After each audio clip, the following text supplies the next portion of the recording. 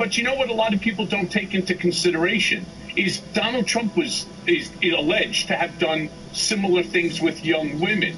So was Rudy Giuliani in the Borat movie with Sacha Baron Cohen's alleged young daughter in the movie, right? So Matt Gaetz is par and parcel. And this was all going on during the campaign anyway. Corey Lewandowski had his tryst. Jason Miller had his tryst.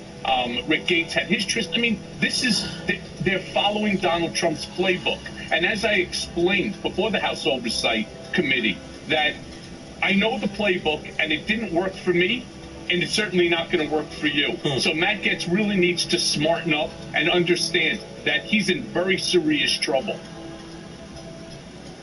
What did you think of the New York Times report that had multiple sources saying Mr. Gaetz was seeking a blanket pardon for what conduct I suppose only he would know in his mind that he wanted a pardon? Right. Well, good luck. If Donald Trump wasn't going to benefit from that pocket pardon, then there's no way that he was going to get it. And I actually have to give a lot of credit to the New York Times as well as to the Daily Beast for uncovering this. Because, this thing is great fodder for Saturday Night Live and all of the comedians. Because if you think about it, right, the best part of this is the fact that Gaetz actually paid for sex using Venmo, right? And then titled the payments tuition in school. In all fairness, this dope should have as well linked his Instagram account to his Seeking Arrangements account. That's how stupid that he is. He has to understand, and his Venmo account is on open public, meaning everybody can see what transactions are going on. And yet this is the representative that the people of Florida have chosen? I don't get it. One of the other things that came to light in all this was all these types of relationships. I'm going to put up a text here on the screen. This came up from the Ethics Pro, where Hannity is talking to Matt Gaetz. Hannity says, it's smart to pull down this thing about you. It'll pass. Gaetz asks, how long should I lay low? Hannity says, just a little while. Maybe send a note to Michael privately. Can you shed any light on that? And what do you say to critics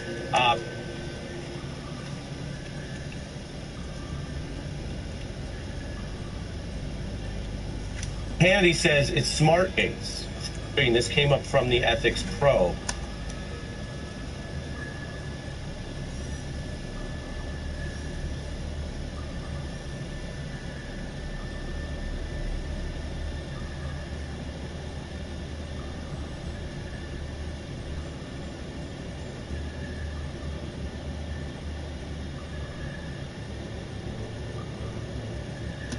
Where Hannity is talking to Matt Gaetz. Hannity says it's smart to pull down this thing about you. It'll pass. Gaetz asks, how long should I lay low? Hannity says, just a little while. Maybe send a note to Michael privately. Can you shed any light on that? And what do you say to critics, past critics of yourself included, and Hannity and Gaetz, that it feels sometimes like there's a game in public where folks are interviewing, Hannity's interviewing this or that person, be it Gaetz, or saying to you, oh, he's going to ask you questions, and it turns out that you guys have, he said, some sort of lawyer-client relationship. He's advising Gaetz behind the scenes. What light can you shed on all of this? Well, I thought it was very disingenuous of Sean, right? One day he's calling me, trying to pretend to be my buddy, having me on. Basically what he really did is he was using Trump to the same extent Trump was using him. And so when Gaetz finally realized that he was in big trouble with the ethics department, he, of course, turned to Sean Hannity, knowing that Sean was a friend of mine. And then Sean is actually the one who drafted the apology to me, telling him to send it to me, knowing that I would accept the apology because I didn't particularly care much about Matt Gaetz. What I cared about was the fact that it hurt my family, and that was something that I was not going to put up with. Just quickly, because then I want to get you on New York. You're saying that Sean Hannity was being, in your view, sort of duplicitous, that he was playing both of you, but he was actually writing the apology you were going to get ostensibly from Gaetz? That's correct. That's correct. And I think it's really terrible. I mean, if Sean was smart, he would have just told him, step away from politics, right? Maybe go try to find yourself a spot on Fox or Newsmax, right? And try to take over that Chris Hansen role on, reboot the program To Catch a Predator, because I think Matt Gaetz would be perfect for the role. Yeah, well, and according to what you're saying, it's sort of Sean Hannity playing his own sort of political Cyrano de Bergerac on the side, which is a little odd. The text corroborates some of that because he's in this role appearing to counsel a member of Congress. Hey, I'm Ari Melber from MSNBC. You can see more of our videos right here, or better yet, subscribe to our YouTube channel below.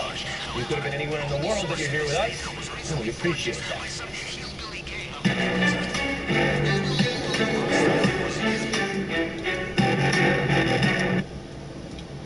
So here we are. We're going to go to some fan questions. They are all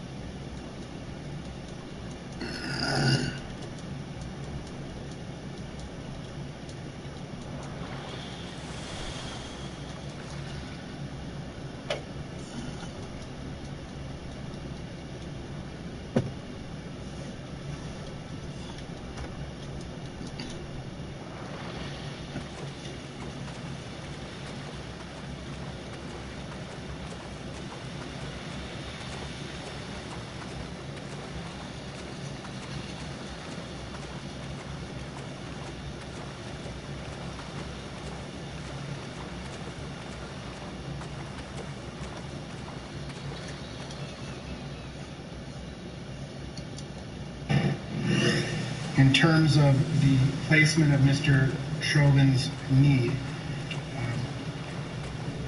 would that explain anatomically why Mr. Floyd, would that anatomically cut off Mr. Floyd's airway? In my opinion, it would not. The knee did not cut off his airway. Derek Chauvin's knee did not. That is the exact opposite of what we heard from three other experts on the witness stand, who in detail explained how all that happened. But the man who did the autopsy, the chief medical examiner of Hennepin County, is saying no. Let's bring in Court TV legal correspondent Julie Janae, who joins us from Minneapolis tonight. Okay, there's a lot to go through with all of this, but this is not what the other three experts were talking about. I mean, I remember watching Tobin in great detail explain how the airflow was cut off by Derek Chauvin. We've had a lot of experts come in first, and we can now see where the state is going with this. They wanted these experts to come in to testify specifically about asphyxiation, about the fact that the fentanyl levels were not fatal, and also that the airway, oxygen, the victim in this case could not breathe because of that restraint and because of that pressure on his body. But today, the Hennepin County medical examiner, the unavoidable witness, he's the one who did the autopsy, so he has to be called. And today he took to the stand and he kept with his autopsy and what his findings are that are likely more neutral than the state would like, because they need those words of asphyxiation and cutting off the airway. But Andrew Baker today on the stand, he skirted around those findings by saying he's not a pulmonologist. He's not someone who would know about oxygen levels inside someone's lungs. So based on what he did during the autopsy, that was his finding. But he's the chief medical examiner, right? He's the one who actually did the autopsy. And in every other case that we cover here on Court TV, it's the medical examiner who prosecutors rely upon. It seemed to me like the prosecution was minimizing the medical examiner today and wanting the jury to think much more about the other experts who testified about the issue of cause of death and not relying necessarily upon the medical examiner for how and why George Floyd died. Well, we could see that even today with the contrast with the first witness who took the stand, Dr. Lindsay Thomas, who was also a forensic pathologist who used to work for the Hennepin County Medical Examiner, or used to be here in Hennepin County as a forensic pathologist. So same position, worked under Dr. Andrew Baker. She said at the beginning of her testimony that she was friends with him and knows him, but her findings were markedly different than his, in that she found that the cause of death was asphyxiation and a lack of oxygen getting to the brain, low oxygen levels in the body. She also used words like anoxic seizure, saying that she saw a brain twitch. Another thing I found that was very different about her testimony is at the very beginning, she said that she had to look at the videos to understand the cause of death, and she couldn't get to cause of death or understand what the true cause of death was just by looking at the autopsy. So the autopsy that Andrew Baker put together and put his findings in was not enough for that first expert, the forensic pathologist Lindsay Thomas, to make a determination. And we know Andrew Baker said at the beginning of his autopsy that he was not going to look at the videos while performing it because he didn't want to be influenced. Let's bring in our guest. We've got a lot to get through here off the top of the show, but joining us tonight in Orlando, Florida, criminal defense attorney. He represented George Zimmerman successfully along with a lot of other clients. Mark O'Mara is back with us, and in Atlanta, Georgia, Superior State Court Judge, the Honorable Judge Gino Brogdon. Great to have you both here. I want to put something up on the screen for both of you, and this is the amount of time the prosecution was on direct examination of some of their experts, including the medical examiner today. Let's take a look. You've got Dr. Lindsay Carroll Thomas, a forensic pathologist, 1 hour and 29 minutes on direct. The Hennepin County Chief Medical Examiner, Dr. Andrew Baker, 50 minutes. 50 minutes. And then Dr. Martin Tobin, a pulmonologist who talked about cause of death, 2 hours and 27 minutes. Mark O'Mara, have you ever seen a case where prosecutors have downplayed and minimized the findings of the chief medical examiner? Well, here's one, and then there are others. And those others are where it doesn't fit in perfectly with the theory of the prosecution. And again, this has to be unpacked. There is a lot to it. I don't think that Dr. Baker came in and did any damage to the state's case. I really don't.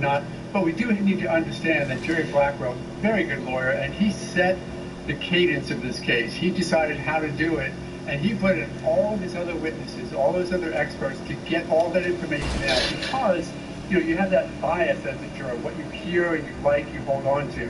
And then with Baker, he did sort of minimize it, but Baker did bring out some of the evidence that the state needed. But I agree, he was not hook, line, and sinker for the state.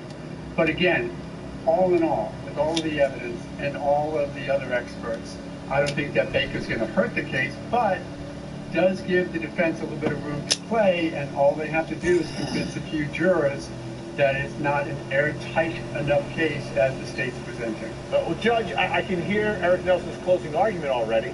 I hear it. The chief medical examiner gave his opinion, ladies and gentlemen. Prosecutors didn't like it, so they went out and hired 3 other experts to say what they wanted to hear. I mean, usually prosecutors like me, we say that about the defense. We don't say that about the prosecution. Well, Vinny, you're right on point, and obviously you were a great prosecutor because you want to come strong even when you've got weak evidence. Now, this was very skillful what the prosecutors did with this medical examiner, because they bookended him with 2 of their strong experts. It would have been too big of a hole to not call him. Now, he wasn't all bad for them, but he did give a hesitation about this cause of death thing. And keep in mind that the defense lawyer is simply looking for a sliver through which reasonable doubt can creep. The prosecutors in this case knew that the medical examiner was going to give some good stuff, but then the bad stuff the jury might pause about. So they had to have someone strong in front of him and someone strong after him, so that whatever bad stuff he had would be hidden some. I thought it was very skillful. Skillful, but again, he's the medical examiner. I mean, he's the one who does the autopsies, and prosecutors always rely on. To me, it's something doesn't feel right here. Let's take a listen to more of Dr. Andrew Baker on cross-examination here, talking about the toxicology. Do you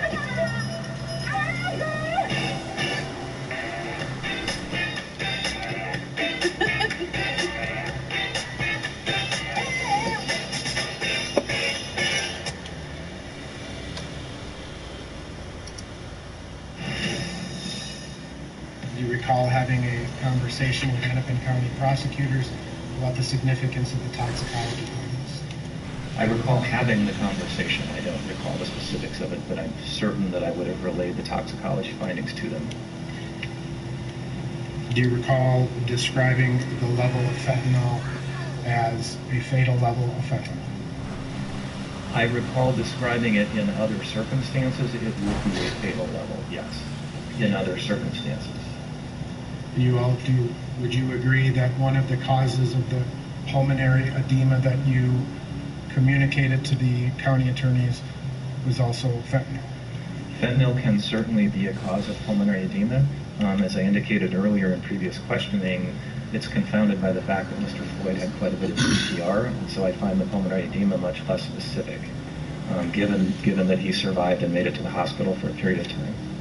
Do you recall telling the county attorney's office that had you found Mr. Floyd under different circumstances, you would have determined this to be a fentanyl? So I don't recall specifically what I told the county attorney, but it almost certainly went something like this. Had Mr. Floyd been home alone in his locked residence with no evidence of trauma, and the only autopsy finding was that fentanyl level, then yes, I would certify his death as due to fentanyl toxicity. Again, interpretation of drug concentrations is very context dependent. All right, Julie Janae, weren't there some notes related to all of this? There were, and when I'm hearing that testimony from Dr. Baker, we may see someone on defense being called to corroborate or to challenge what he said on the stand. But there's a note from May 31st or June 1st is what the title of that note is. And it's actually a note taken by someone who was in a meeting with the doctor along with the Attorney General, the Attorney General's office. Matthew Frank was there. And the note from what Dr. Baker was saying that if you were found dead at home with no other apparent causes, this could be acceptable to call an overdose. Deaths have been certified at fentanyl levels of 3 nanograms per milliliter, and George Floyd was found to have 11 nanograms per milliliter. And the notes go on to say, I'm not saying that this killed him. So this is someone else writing notes about what Dr. Baker is saying, and he expounded on that today, saying that if there was no trauma, that is what he would find. The defense obviously wanting to emphasize that point. All right. Mark, remind me about what the defense has to do, right? They don't have to prove that fentanyl killed him beyond a reasonable doubt. They just have to say it's a potential reasonable alternative explanation for the cause of his death. Am I getting that right? Exactly. Yeah, exactly. They have to come up with sort of this reasonable hypothesis of non-guilt. They don't have to come up with it. I mean, the medical examiner just handed it to him, didn't he? He did. Again, I think that he equivocated pretty well and tried to do everything he could to minimize the damage he did a year ago when he first wrote that report. I think you can hear it in his voice, the way that he was pushing back against the defense attorney's questions. But no, there is definitely now at least a pinhole of light that the defense can look at. And again, with a less compelling case with all the other evidence, great. But again, this jury is going to have to say that those other doctors who told me about fentanyl having absolutely no reaction or no impact on this particular case, I think it's okay. And I think Blackwell and the prosecution team is going to be able to say, absolutely, we like the medical examiner's report. He's right. If found at home without some cop sitting on its body, then yes, fentanyl is the only other alternative. But I don't think it's just that much damage to an otherwise quite strong state case. Well, I think, Judge, that the defendants are going to hire some of his own experts who are going to come in.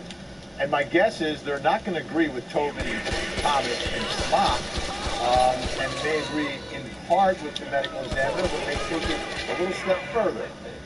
You're absolutely right. The defense is going to take any little sliver that they can get and get their experts to fit their theories into that sliver. I agree with you, Vinny. I'm a little more worried than counsel is worried about this medical examiner talking about fentanyl being a potential if this body had been found in an apartment somewhere, the likely explanation would have been fentanyl. That could lead some jurors to say, well, maybe he died partly because of the fentanyl and then there's a crack in the cause of death. I think this is a dangerous witness and it may open a door for the defense. He's not to be taken lightly. I like some of what he said for the prosecution, but some of that may be a little bit queasy. Yeah, and let's listen to more of Dr. Andrew Baker here talking about cause of death. Now, in Mr. Floyd's case, you listed the immediate cause of death as cardiopulmonary arrest, complicating law enforcement, subdual, restraint, and neck compression. Correct. What does cardiopulmonary arrest mean? That's really just fancy medical lingo for the heart and the lungs stopped. The heart, no pulse, no breathing. So with respect to the term complicating, am I right in the understanding that this term means occurring in the setting of? Yes. Or in other words, cardiopulmonary arrest occurring in the setting of law enforcement, subdual, restraint, and neck compression. Correct.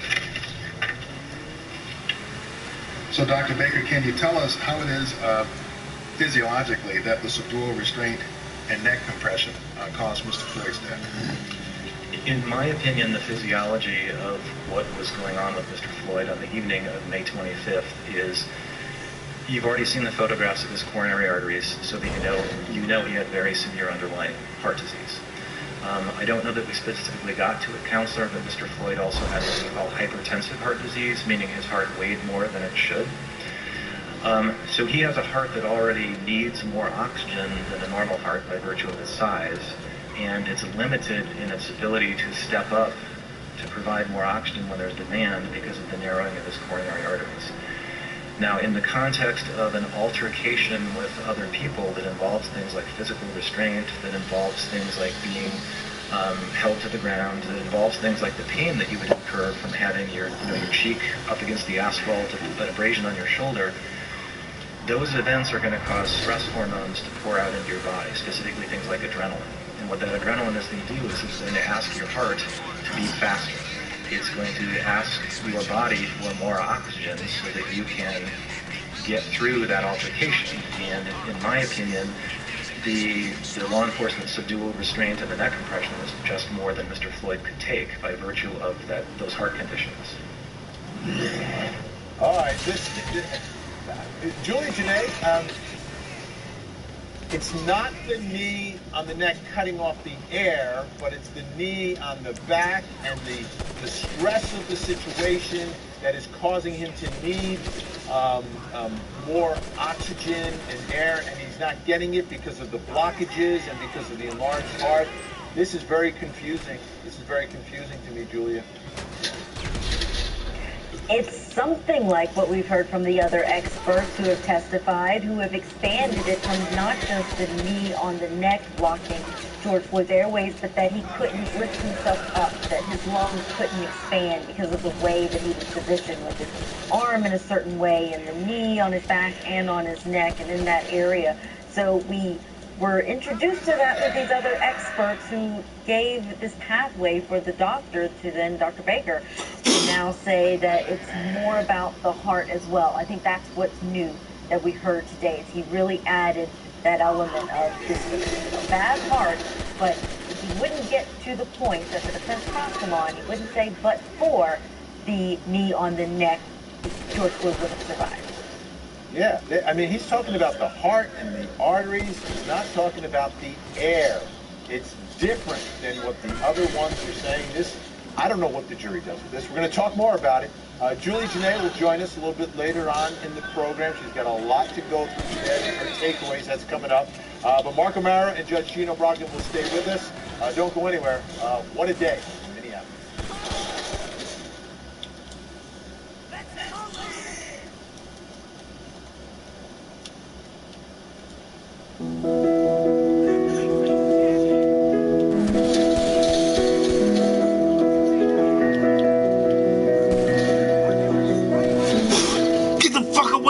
shit, damn! Man, because of y'all, I fucking got killed, bitch asses.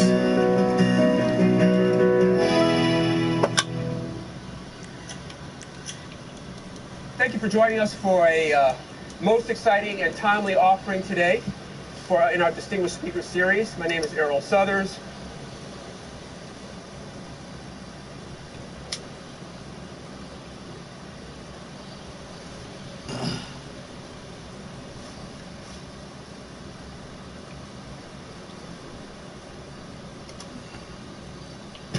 This is not just a battle, it's war.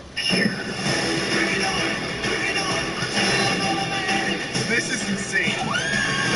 Welcome to the challenge.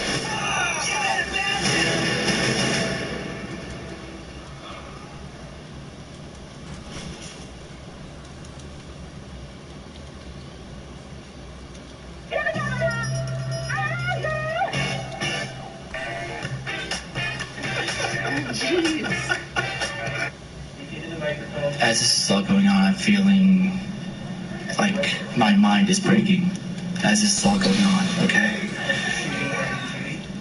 Yeah, as everybody's telling us all this terrible event is occurring, my mind is breaking more and more. It takes a certain kind of evil to kill your own family. But what about 3 generations of it? This case is a messed up one, and the motive, it really wasn't worth its weight in lead. Hi there, and welcome back to Coffee House Crime. We post both solved and unsolved cases weekly to this channel, so if that's your sort of thing, please consider subscribing. Today we're in a small city called Carnation, and interesting fact, it's just down the road from Seattle, Washington, where I was born before moving to England and losing my accent. So what in tarnation happened in Carnation? Sorry, I won't say that again. But grab a coffee or whatever drink you prefer, sit back and relax. Let's investigate.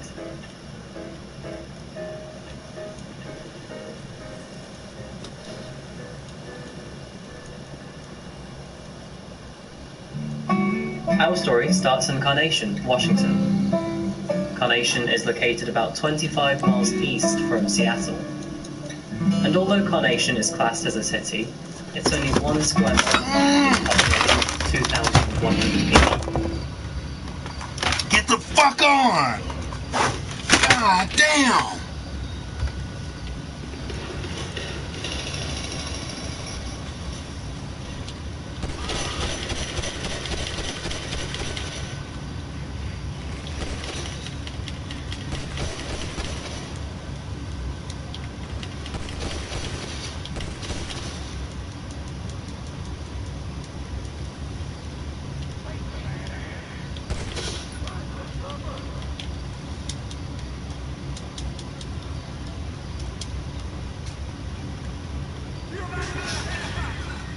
Motherfucker, man.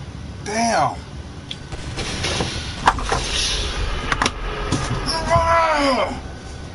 Fuck you up, bitch.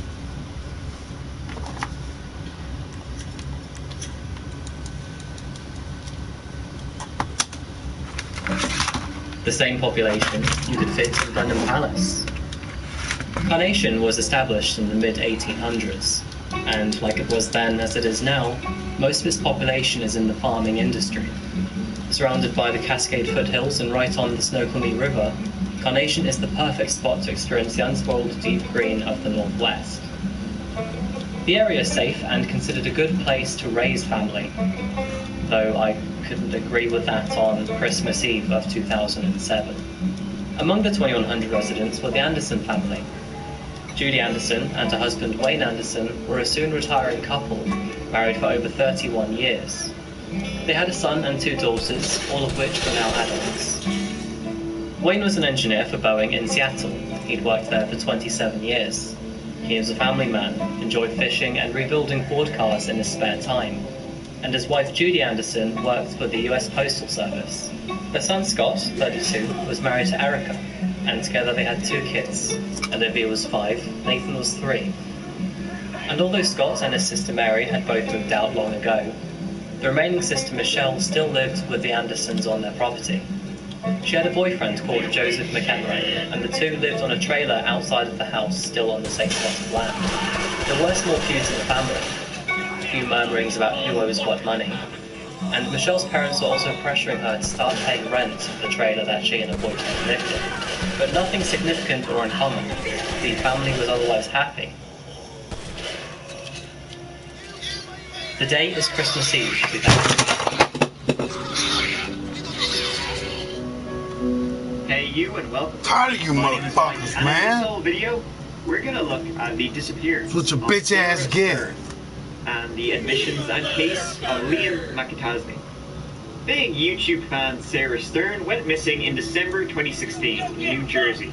And after a massive search to find her, well, didn't someone finally open up to the police about what really happened to her?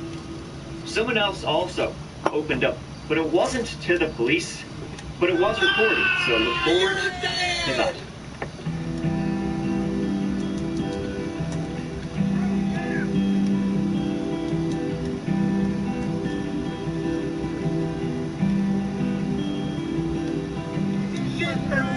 Sarah Stern was born in 1997, growing up in Neptune City, New Jersey. She graduated from Neptune High School, where she played softball and was on the swim team. Growing up, she was friends with Liam McAtasney and Preston Taylor, best mates since they were all young'uns, even calling their little friend group the Squad. So watch it. And they all went to the same high school. Preston and Sarah even attended class together. Late in 2016, Sarah was actually planning on moving to Canada with Liam, and Liam even had Sarah under the, the family section in Facebook. Boom, she was there.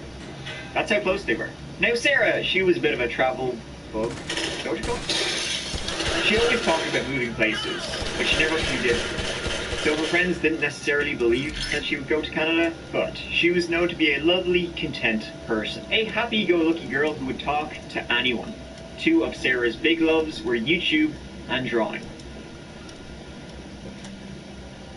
19-year-old Sarah Stern disappeared from Neptune City on December 3rd, 2016. 911, where is the emergency? It's not an emergency. Actually on the Belmar Bridge, right after heading south in the middle of the bridge, there's a car that's abandoned. It's off to the side of the road, but... The Belmar Bridge being the 35 bridge? Yeah, the 35 bridge would be going from north going south. I'm driving Uber and Lyft tonight, so I just figured I'd keep it calling. It's kind of hard to see, I think, if you're coming the other way. And was there anybody inside the vehicle? I looked, no. Okay, unless they were sleeping. I couldn't see them by their head being up. Nobody looked like they were in it. All right.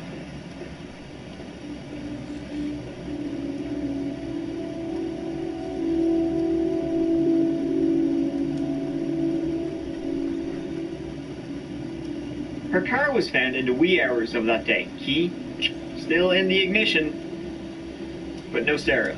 A massive search began. Now, her car was found on a bridge, so maybe she jumped. That was people's first thought. The car hadn't been broken into, there were no signs of struggle or anything like that, so whatever she did she do it to herself? Divers went into the drink, had a goo around, and found nothing. The Shark River that runs below Belmar Bridge, where her car was found, is a fast-flowing one. They thought if she somehow entered the water, it would be unlikely she'd still be there. In addition to the search effort that will be going on tomorrow that Sarah's cousins are heading, the Monmouth County Crime Stoppers is now offering $5,000 for any information regarding Sarah's disappearance. The Monmouth County Crime Stoppers has also released this flyer with information on her disappearance. Sarah is described as a white female about 5 feet 6 inches tall, weighing around 130 pounds, with a medium complexion, long dark brown hair, and hazel eyes. Sarah's father, Michael Stern, has told media outlets that he hopes around 200 people will volunteer tomorrow, despite the cold weather that we are expected to have. Now, he's also said that he's confused, he's concerned, and he's at his wit's end, and he hopes that the search tomorrow will bring some answers as to where Sarah is. searching, well, practically everywhere, the authorities still had no clue as to what the hell happened to her. Police went out, but remained unanswered. That Friday night, the best we can determine is approximately 11:30 to 11:40. So that's and that's the last time that there's any kind of recording or that anybody had seen it. We haven't heard that anybody saw her after that, and we just don't know what happened after that. Coming out of the Shark River Marina area in Belmar and Avon. Hello. Yeah, you can. Yeah, just need to meet you. Yeah. How long? All right.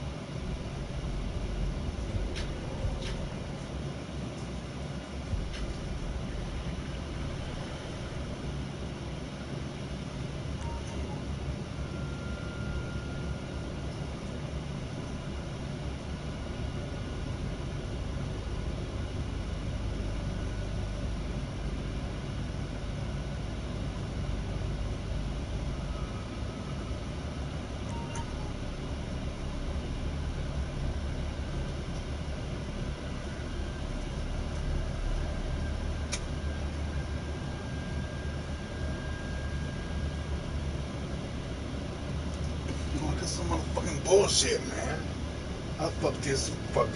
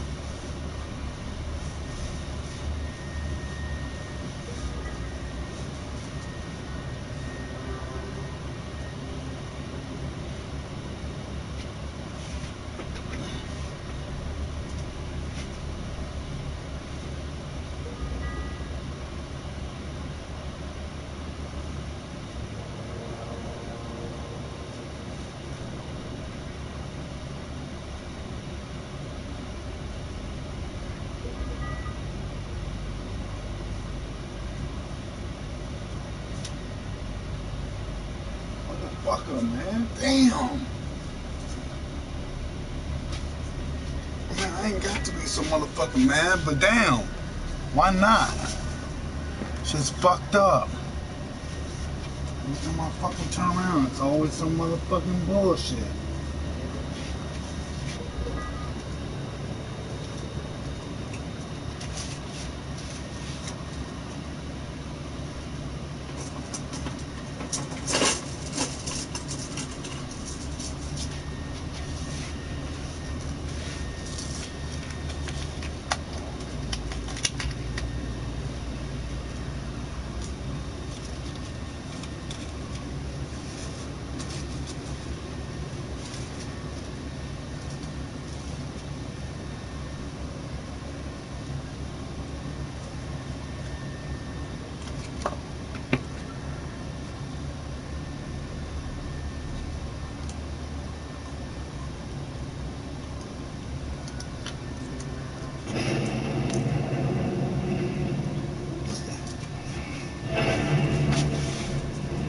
Nazis. I don't care if it's Hitler's personal pleasure cruiser. This is the only ship that came across Alaska. Keep your voice down. He's right, Captain. The Russians are done. We got to keep out this trap. Simple as that, Captain. You know what I think is strange? Come on, Captain. Hey, what was you still on board? Holy yuck. Always fighting and shouting. No one comes to save.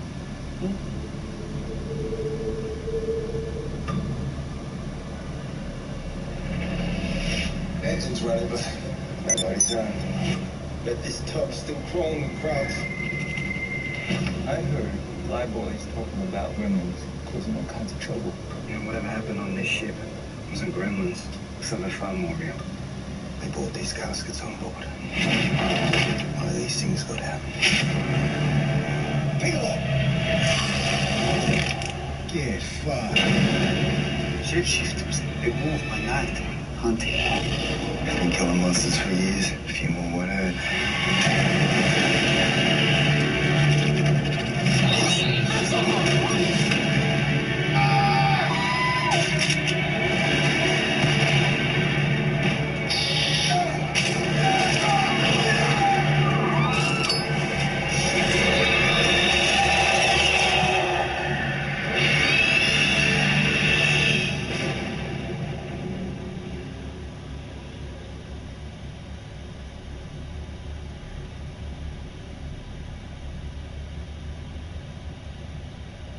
I want to be someone else who is popular, that everyone likes. I want to be Katie Sharp. Isn't she one of the mean girls? She's popular, she's beautiful and confident. Her life is perfect. Sorry. Here, you can wear my shoes. I wouldn't be caught dead in your shoes.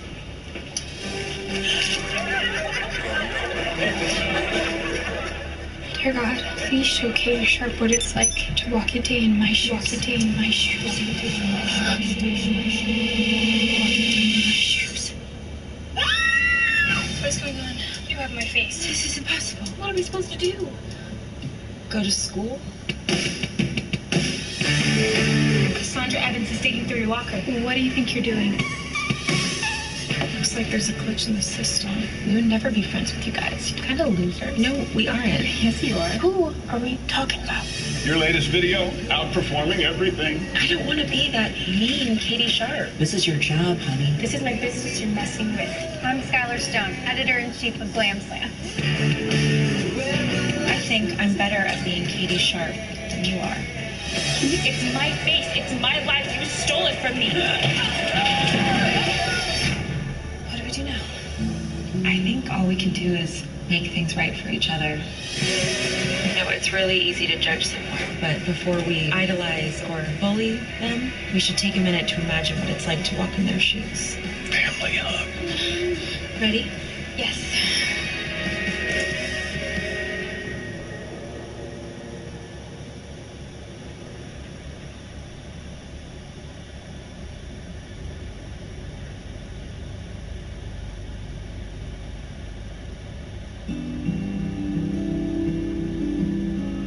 Hey you, and welcome.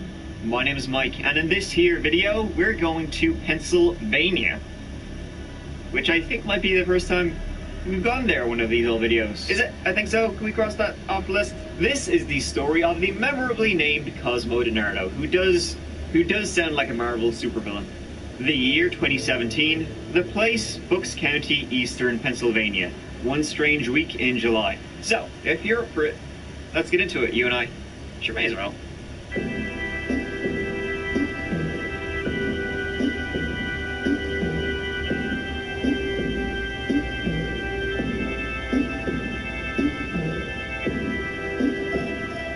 Bucks County in eastern Pennsylvania has a population of over 600,000 people. It's filled with parks, golf courses. To the east, you're smack dab between Philadelphia and Trenton. To the west, you're in some beautiful scenic and historic areas. But we're not going to those. We're going to a hot, sunny July in 2017 when over the space of 3 days, 4 young men mysteriously vanished. The first to vanish was 19-year-old Jimmy Patrick. On the 5th of July, it was a Wednesday, he left his home that he lived in with his grandparents in Newtown Township at 6 p.m. He told his granny he was popping out to get some grub, wouldn't be long. However, by 2 a.m. there was no sign of him. His granny texted asking where he was. 22 times she texted, to which she got no reply. And he never showed up for work the next morning. The next day, when Jimmy's grandparents called the police, they got a half-assed reply. A brief report was filed. They got a, he'll turn up eventually. Don't worry about it kind of answer. Then 19-year-old Dean Finocchiaro vanished the following Friday. Dean was a troubled kid, had a few run-ins with the law. He both bought and sold drugs, and his family were concerned about how he was turning out. He also struggled with depression and had checked into a mental health facility, but by July 2017, he seemed to be getting his stuff together. That day, the 7th of July, Dean told his family he was heading out to meet a friend, and he was last seen at about 6:30 p.m. in Middletown Township. His phone was off when his family tried to get in contact.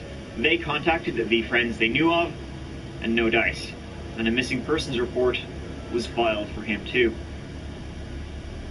That same day, the 7th of July, at about 6 p.m., 22-year-old Mark Sturgis from Bensalem told his dad he was going to meet up with his longtime bro, 21-year-old Thomas Mayo. Thomas and Mark, right, they both worked together at a construction company owned by Mark's dad. But they were last seen that Friday. They never showed up for work on the Saturday. Other than Mark and Thomas being best friends, the four boys didn't know each other. And it was very startling that four young men around the same age would vanish within a few days of each other. 3 of them on the same day. His phone was off when his family tried to get in contact. They contacted, oh, we're going to Pennsylvania. Which I think might be the first time we've gone there one of these old videos. Is it? I think so. Can we cross that off the list? This is the story of the memorably named Cosmo DiNardo, who does sound like a Marvel supervillain. The year 2017, the place, Bucks County, Eastern Pennsylvania. One strange week in July. So, if you're up for it, let's get into it, you and I. Sure may as well.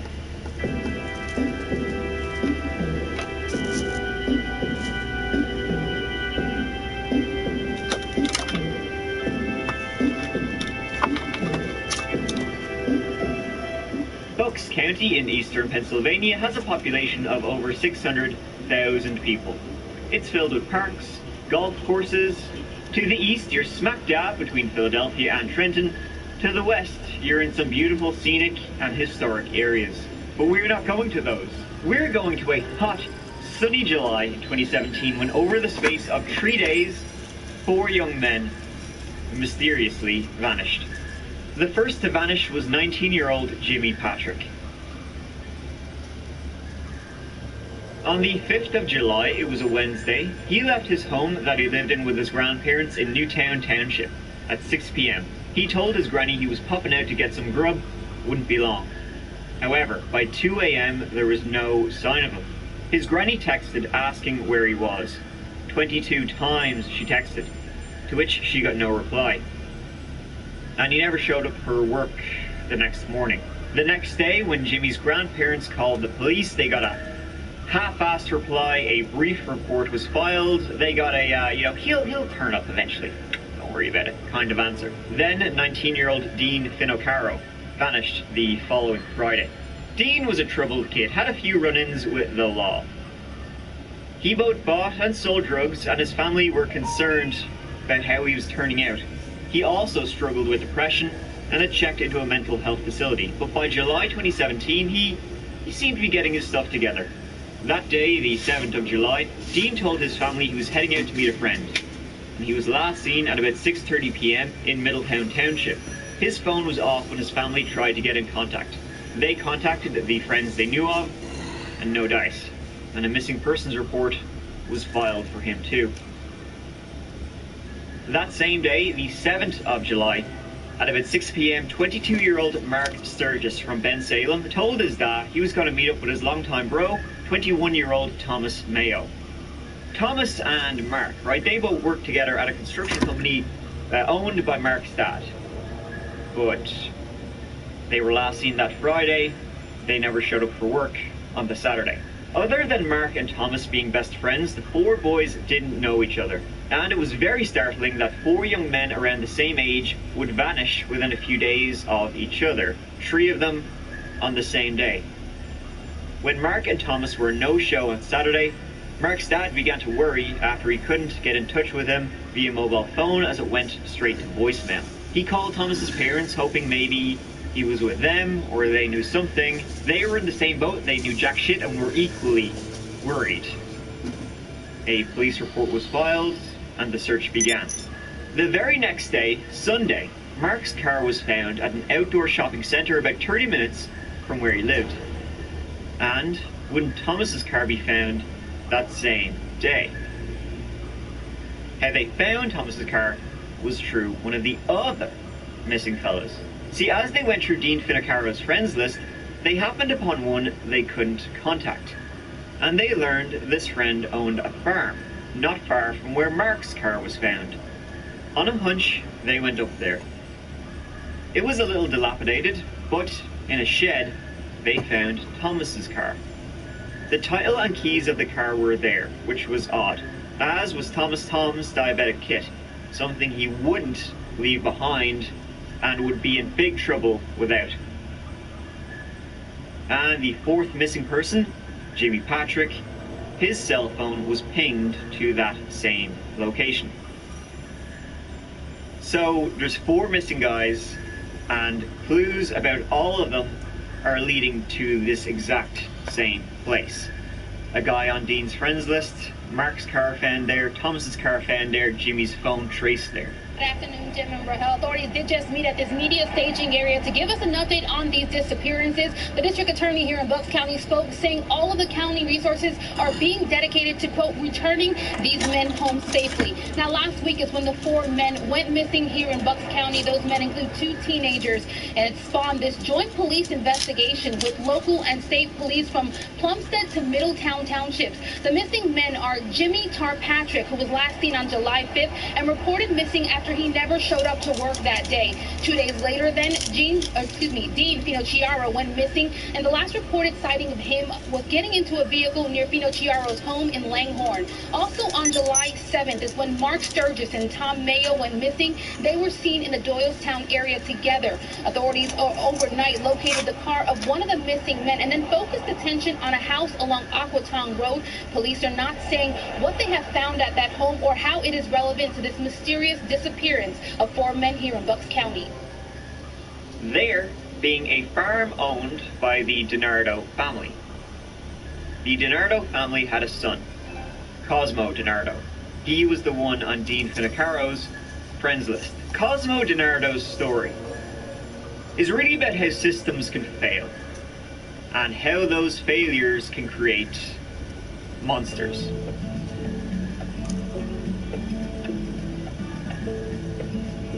Cosmo was born to a wealthy family in 1997 and grew up in Bensalem. His parents, Antonio and Sandra, owned multiple companies, a concrete company, a delivery one so they could both produce and ship concrete, and they were also part of the good old game known as real estate.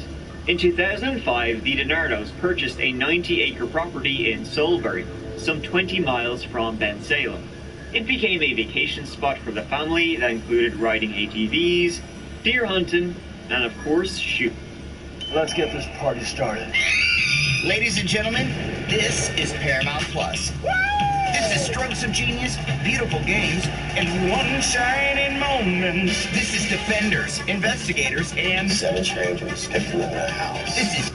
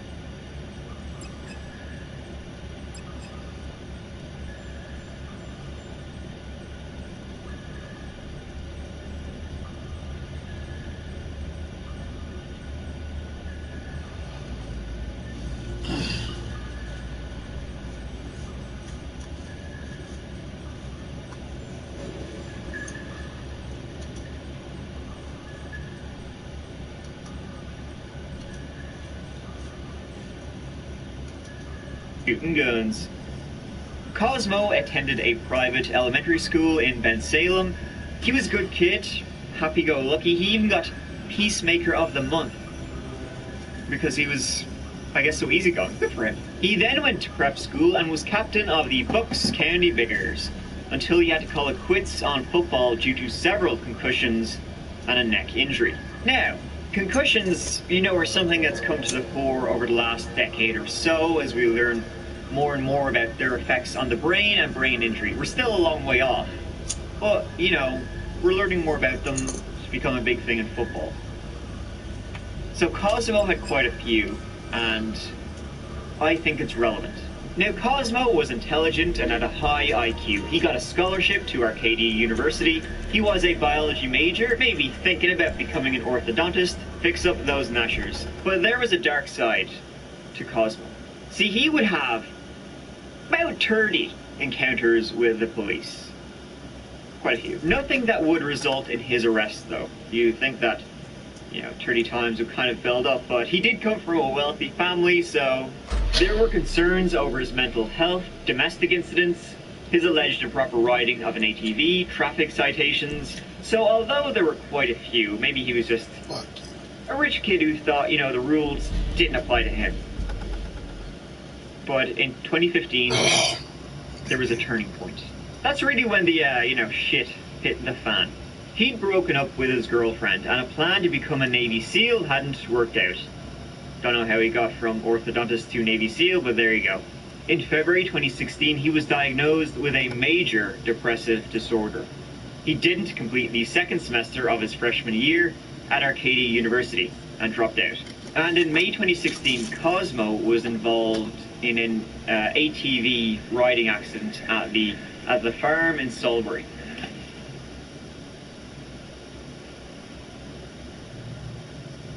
He was pinned under the ATV for hours, fractured bones up and down his leg. He would be in a wheelchair for a while after, but the most important injury was to his head. He had bleeding in his brain and his frontal lobe was damaged. The frontal lobe helps govern personality and impulsivity. So if it's damaged, it's like someone cut the brakes, if you will. Inside voice becomes outside voice. Anger, aggression may be hard to control. What happened to Cosmo? His switch done got flipped. Soon after the accident, he started using K2, a synthetic cannabinoid that can have some unpredictable effects. So now we're in doubly what's going to happen territory because he wasn't getting any real help for his brain damage. Now he's using a synthetic drug that could mess with how he saw the world, which was already messed up. But everybody around him was like, he's fine. Don't worry about it. He'll be grand. In July 2016, police got a call for help, not far from the DiNardo vacation home/farm. Sandra, Cosmo's mother, and Cosmo got into a fight that turned physical. Cosmo bit his mother's arm and gave her a black eye, just before jumping out of the car, limping out into traffic, and attempting to get into another woman's car, claiming he was trying to escape a kidnapping. He thought his mother was a Russian spy, and that he suspected she was poisoning his food, so he refused to eat her cooking. Should have been a bit of a giveaway to how he was doing. When the police arrived, Cosmo was handcuffed and he was admitted to a mental health institution. He was diagnosed with bipolar disorder, schizoaffective disorder, and schizophrenia. He said the voices in his head were telling him to be violent. He'll start listening to them. Cosmo would be institutionalized 3 times in 5 months, and he was put on different medications. However, as he was only institutionalized for brief periods at a time, and was on and off his meds, it did sweet fuck all.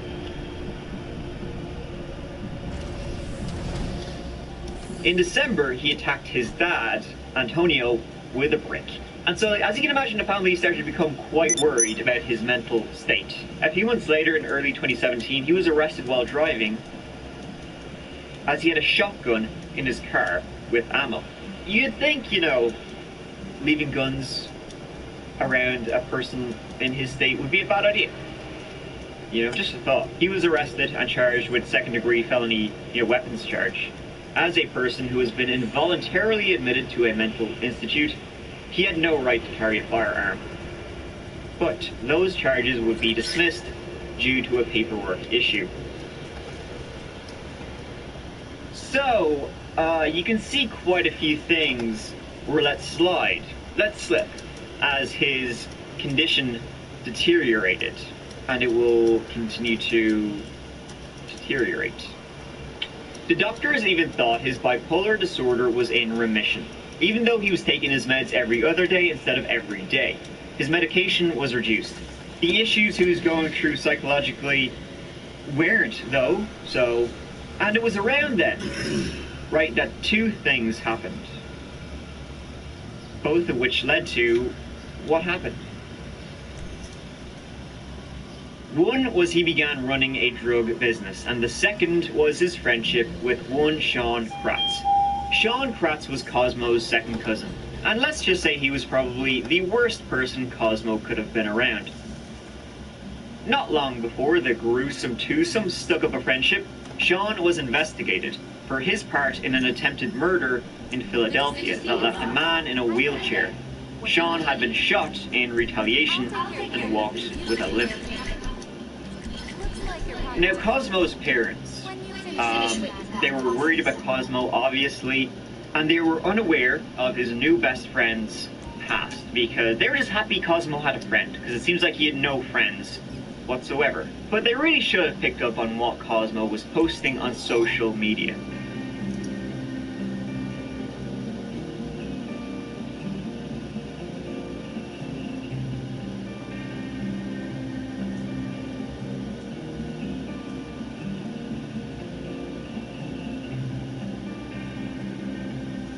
So we got all that, and of course this.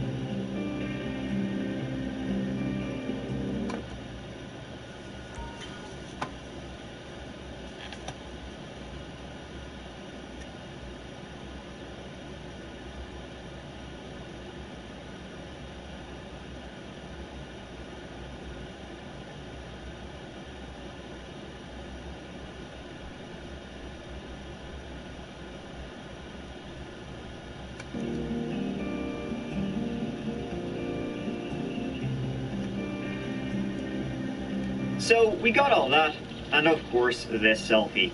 Remarkable, no. One reported it. And then in July 2017, 4 men disappeared. The clues they left behind, leading them to the DiNardo farm and to Cosmo himself. I can tell you for sure that this investigation, of course, is a priority for us and for every agency involved, and we've been working round the clock on it, will not rest until we know exactly what happened. Yeah, District Attorney in Bucks County saying the police presence that we now see in Soulberry Township, all of the resources in the county being dedicated. They're searching a home over there. Again, not saying what they are looking for and what they are finding. Police being very hush-lipped on this investigation, saying only they're focused on returning these men home safely. They held a news conference here just a few minutes ago to really make a plea to the public and ask people with any information, anyone with tips, to come forward.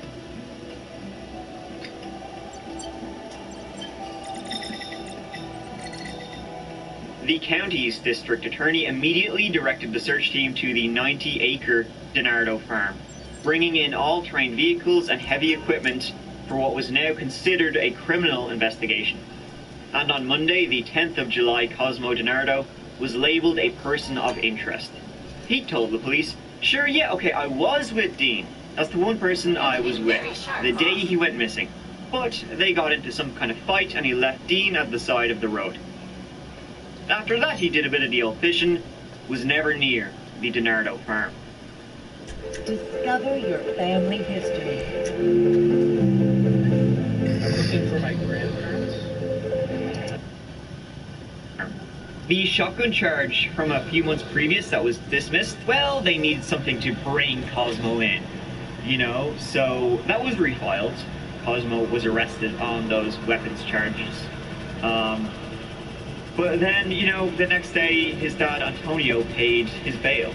It was 10% of $1 million. Cosmo was out. That didn't last long. Investigators hope 4 Pennsylvania men who mysteriously vanished are alive. A huge search is underway on this farm north of Philadelphia. Now, it belongs to the parents of a person of interest, Cosmo DiNardo. He was released last night after posting 10% of his $1 million bail for an unrelated weapons charge. DeMarco Morgan is outside the property in New Hope with how the strange disappearances have rocked the community. DeMarco, good morning. Good morning, Nora. The district attorney says the search at this farm is the largest of its kind in the county's history.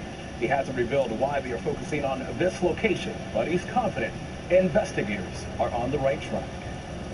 This picturesque part of Pennsylvania is one of the safest in the state, but the disappearance of the 4 young men has shocked the community.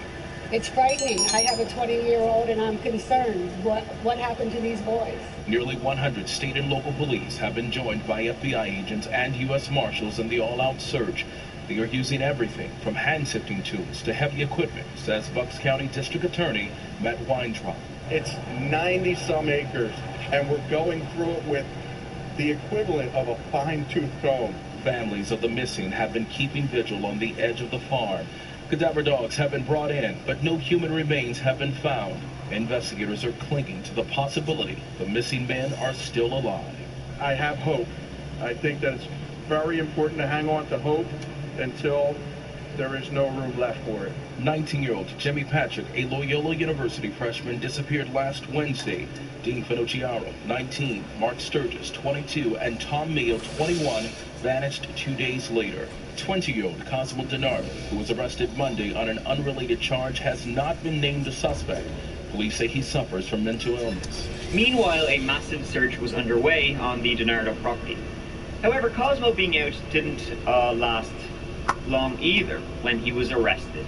Again, for different charges. See, a friend of Cosmo's came forward, saying that Cosmo had sold Thomas's car, the one they found, for $500. Cosmo was then charged with stolen property and theft. He was set on $5 million bail. A person of interest was just arraigned on new charges. That is correct. Cosmo DiNardo was arraigned inside the judge's chambers behind me just about 45-50 minutes ago. He's currently on his way to the Bucks County Correctional Facility. As we show you some video, a picture of him. This time bail was set at $5 million cash. That's the highest bail amount the judge has ever set. It means the family cannot bond him out at 10% of that amount, which is what happened yesterday when he was being held on $1 million for a weapons charge, and his family came up with $100,000. DiNardo now stands accused of taking the car of one of the 4 missing men and trying to sell it to a friend for $500. No getting out this time, especially when, on Thursday, the 13th of July, the remains of 3 men were recovered from a pig roaster that had been dug in a 12-foot deep grave. Investigators uncovered a mass grave that contains multiple human remains. The more than 12-foot deep hole is on a 90-acre farm. This is a homicide, make no mistake about it. The bodies were identified as Mark, Thomas, and Dean. No sign of Jimmy, the first person to go missing. Yeah, and Cosmo confessed to the murders. The next day, Sean Kratz too was arrested and charged with 3 counts of homicide. Officials said that the murders sprang from 3 separate deals, right, where Cosmo and Sean were going to sell the 4 young men between a couple of ounces and a couple of pounds of the wacky tobaccally missing young men were buyers. In fact, Cosmo knew Jimmy from prep school, and he knew Dean from ATV riding. But they had no explanation for, why at the time a few, minuscule little drug deals, why that could lead to this. During his confession, Cosmo told the investigators that on July 5th, he agreed to sell Jimmy Patrick 4 pounds of marijuana for $8,000. You were selling drugs, right? I was middlemaning deals with drugs. This particular deal, I was not making any money. I was just, getting him a good price on a large quantity of marijuana. Cosmo drove to Jimmy's house, picked him up, and then drove Jimmy to the farm. There, Cosmo said Jimmy admitted he only had $800, and so Cosmo offered to sell him a shotgun instead. The gun sale did not happen. Instead, Cosmo shot Jimmy dead. I said, okay, well, let me see, the $8,000, let me see the money. So I gotta count the money. There's $800 there. So I'm like, dude, if you don't have the money, like, this is horrible. This is not good for me. I said, well, I could sell you a gun. So we get out of the truck, I hand him a shotgun. He goes to shoot it, and I shoot. So I said, so after you shoot him, I go get the backup, take the hole, set a prayer, turn it on. That was the beginning of Cosmo's killing spree, with Sean helping him out. On July 7th, 2 days later, they drove to Dean's home to sell him weed, but decided on the way that they would rob him and murder him instead. Sean and Cosmo picked him up in Middletown Township and drove him to the farm as well. Earlier that day, Cosmo had taken his mother's hidden handgun, a Magnum. When they got to a barn on the farm, Dean was shot in the back of the head. What'll it be today?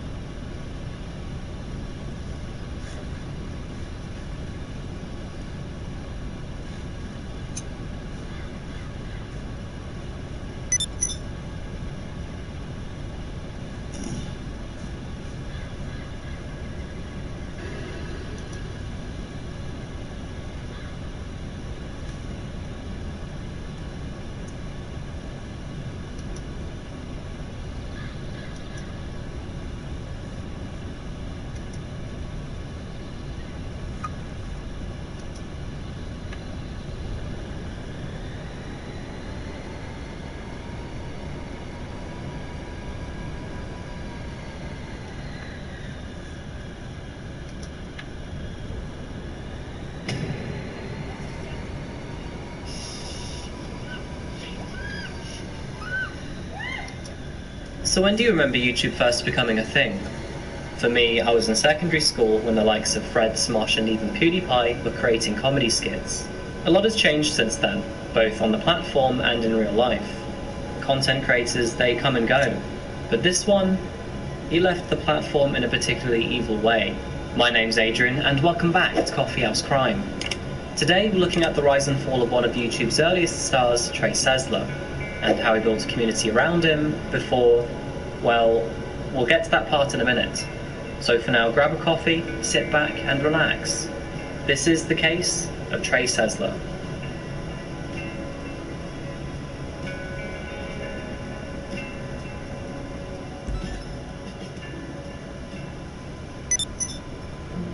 The story today takes us to Weller County in Texas.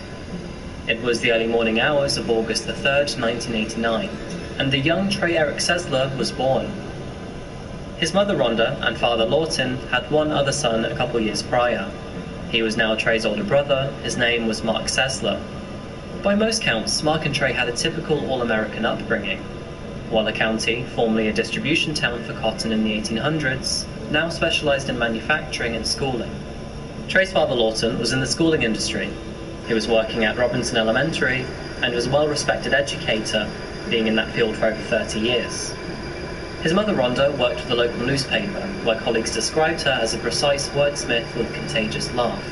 The couple were married for 34 years. Growing up, Trey was pretty average from the outside. He didn't run into any problems with kids at school, he was never bullied, but he was relatively quiet and never tried to be the center of attention. But things weren't quite so normal with him on the inside. This was first apparent when he opened up to a particular conversation with his teacher, and doubt started to be cast on the boy. At the age of 13, Trey created a devious plan to call 911 and complain of a suspicious shadow that he kept seeing outside his parents' home. And he planned to hide in the woods across from his house with a baseball bat while waiting for the police officer. When the police officer arrived, he would then club him and steal his firearm, before driving to his friend's house to shoot him. While his plan fortunately never worked, it did result in him being evaluated by a psychiatrist. Nothing evident came from this, though. The incident was eventually dropped, both by the police and by the psychiatrist. Nothing else ever came from this. And as Trey grew up through his teenage years, he seemed to settle. His family and friends saw his previous plan as a blip, just a strange moment that's naturally part of growing up. And as he matured, his interests developed. He had 3 of them, in fact. His main interest was filmmaking. Movies were a great source of inspiration for Trey in his younger years. And in September 2006, just as YouTube started to become better known as a video sharing platform, and Trey already spending most of his evenings behind his computer, he put the two together and created his first YouTube channel, LensCap Productions. At first, it was a very casual channel for Trey. He'd post short films and bloopers, mostly of himself, but sometimes including his brother and parents. Let me call you back. Do you have some sort of stupid problem? Why are you interrupting me when I'm on the phone? I'm trying to get a... Appreciating filmmaking in a more animated tone, Trey also liked anime, a Japanese-style kind of animation. And in late 2006, roughly a year after he'd started his YouTube channel, he decided to switch his content up a little bit. It was at this point forward that he would now be known as Mr. Anime. Hello everyone, welcome to another episode of Mr. Anime Reviews. This new channel was a place for Trey to review the different movies and series of anime that he watched. Mr. Anime was known for having a straightforward and honest personality, opposed to many other reviewers who tried to impersonate a specific mood or opinion. For each and every review, he would say it as it is. He wouldn't try to sugarcoat anything, and he would apparently give every anime a fair shot. It was for this reason that Trey's YouTube channel exploded. In 2011 alone, he received over 1 million views, which at the time was a pretty big deal. And it was throughout the years of 2006 to 2011 that Trey spent most of his time making videos for his YouTube channel, reviewing anime and eventually also video games. By the time he reached 5 years on the platform, he had uploaded more than 300 videos. Hey, that apple right there, you're gonna like that. Yeah, I grew it myself. It was a couple of years ago, though, that I did that. But it was during this time that Trey's content started to gradually take a darker tone. In between his formal video reviews, he would often do funny comedy stints to break away from his content's usual repetitive format. And eventually, those stints would become more disturbing than funny. So back to Trey's interests. The first was filmmaking, the second was anime, and the third, it was firearms. He was a big fan of them, buying and selling dozens of them over the next couple years. He started uploading these skits to YouTube of him using these firearms, eventually turning those short films into full demonstration videos, either at an unlawful range or at a random building. Although his YouTube from 2010 to 2012 very openly endorsed firearms, there were no causes for concern found in his community. Trey, he often condemned gun violence, several times talking to the camera to rant about them. So, I don't know what's going on. You know, they had an article that were like, well, the economy's gone bad. Everyone's losing their job and getting mad and shooting everybody. Yeah, I guess that makes sense, since a lot of the shooters lately had recently lost their job. But I'm a firearms owner myself, but it is a little bit disturbing to know that you could be a victim in something like this at these times. All the people that were victims, you think it won't happen to me, but sometimes it does. But seriously, every day I open Yahoo, I'm like, well, time to see what today's shooting is, and hey, there's another one. On the surface, Trey's life seemed unusual but fruitful. Sure, he was different, at least by American standards at the time. But he not only just found himself a community, he pioneered one, finding many fans in an unlikely place, the anime community. Things were not all too happy at home though. Trey, the things he fantasized about as a child, were still there now as an adult. Just, he learned not to share it, just to keep it to himself.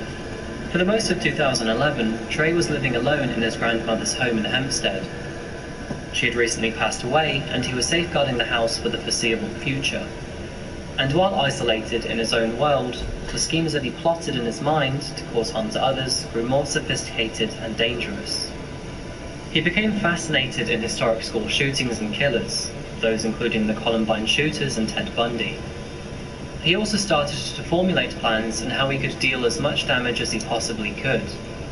He had even downloaded satellite images of Weller High School, his former school, to construct paths where he could ram his car through a gate and courtyard.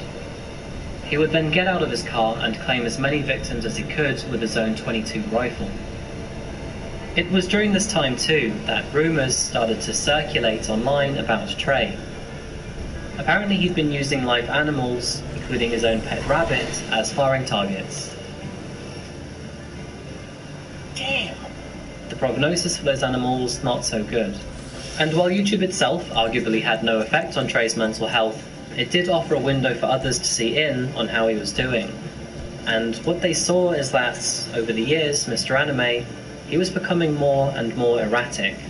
Whereas videos were once coherent and well thought out, were now becoming harder to follow, difficult to understand. Oh, how you doing, everyone? It's Mr. Anime. Or you can call me Trey. You can call me the guy that does the video game reviews. You can call me the guy that does all the gun stuff now. What I have here today to show you is a High Point.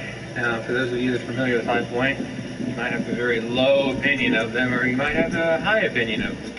In the most recent months, Trey's relationship with his father was also deteriorating. It was around Christmas time 2011 that he shared with a friend that he was planning on killing his father. His father, who was upset at him for leaving Blinn College early, prematurely, and giving up. Trey believed that his father had written him off, as if he were the crazy unstable son that wasn't going to do much with his own life. This kind of perception that Trey had of himself from his father was false, but it would also be one of the many reasons he lived at his grandmother's home, away from his parents. Towards the end of 2011 to 2012, regular arguments between Trey and his brother and father started to crop up.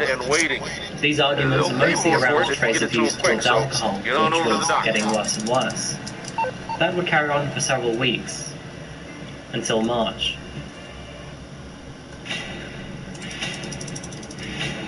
So, where are we going? Baby, look at me now. I'm pregnant. What's going on, man? You know, not a lot, just making a few minutes. Baby, look at me now.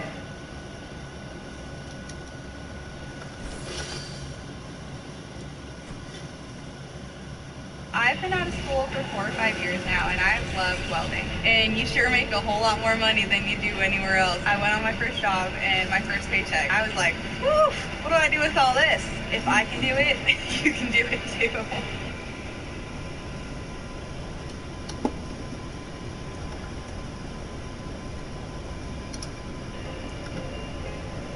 Well, hey everybody, what's going on? It's Mr. Anime here. On March the 13th, 2012, Trey uploaded his 323rd video to YouTube. It was titled Mr. Anime's New Job. In this video, he shared with his fans that he'd been headhunted by a filmmaking company who'd offered him a job, of which he accepted.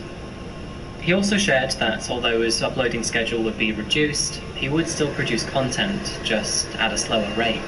All of this, though, was false. Unknown to Trey's viewers, he hadn't been offered a job, and even unknown to Trey, that would be the last video he uploaded to YouTube, ever. On March the 19th, 2012, and through to the early morning hours of March the 20th, Trey stayed up all night. He was binge drinking. Those drinks would push Mr. Anime's theoretical thoughts into reality.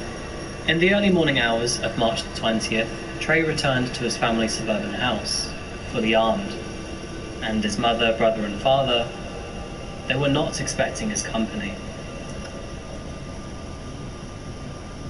Later that day, police were called to the Sessler home address.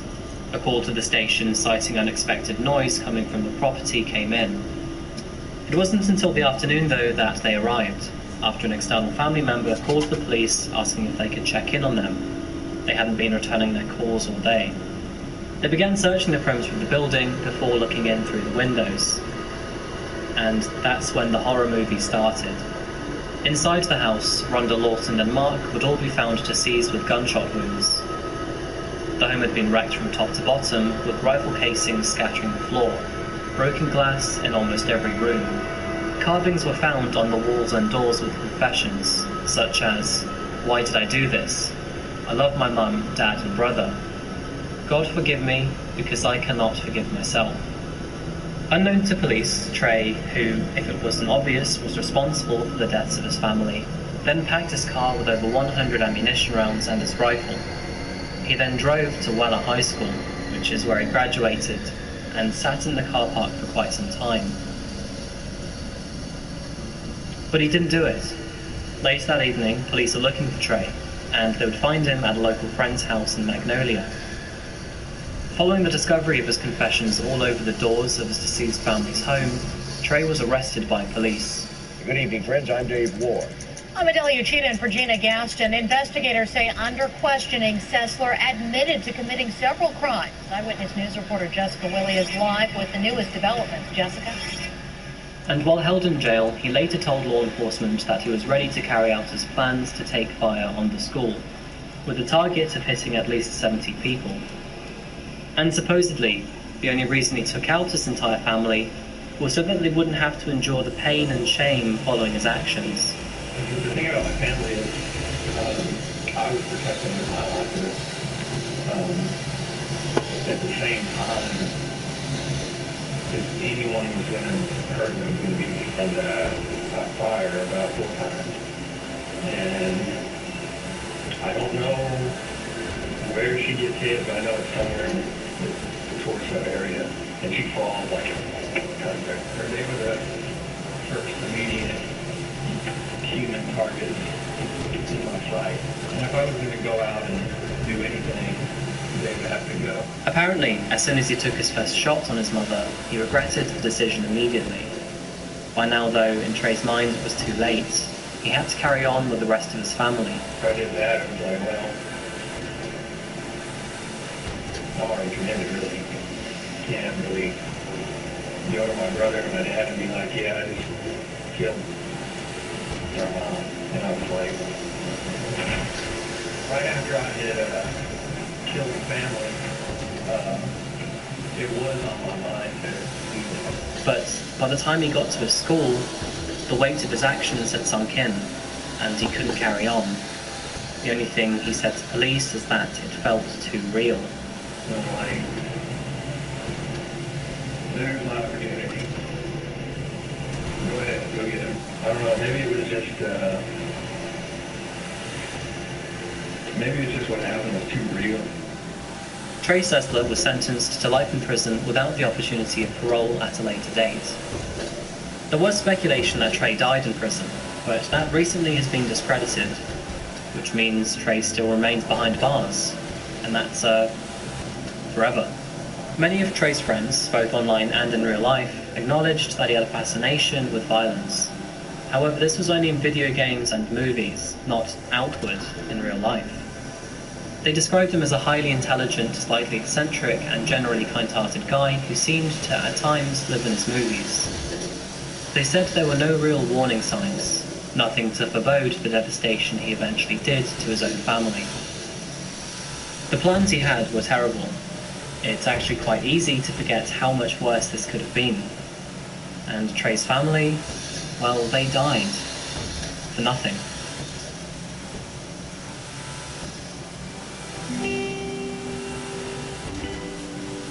Hi there again, and thank you so much for watching another video of mine today.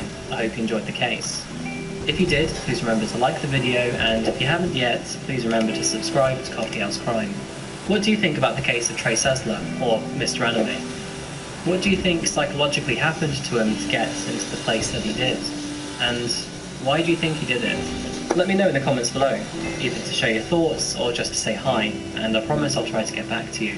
Thank you once again, folks. It's been a real pleasure, and I'll see you in the next one real soon. Until then, though, take care of each other. Goodbye.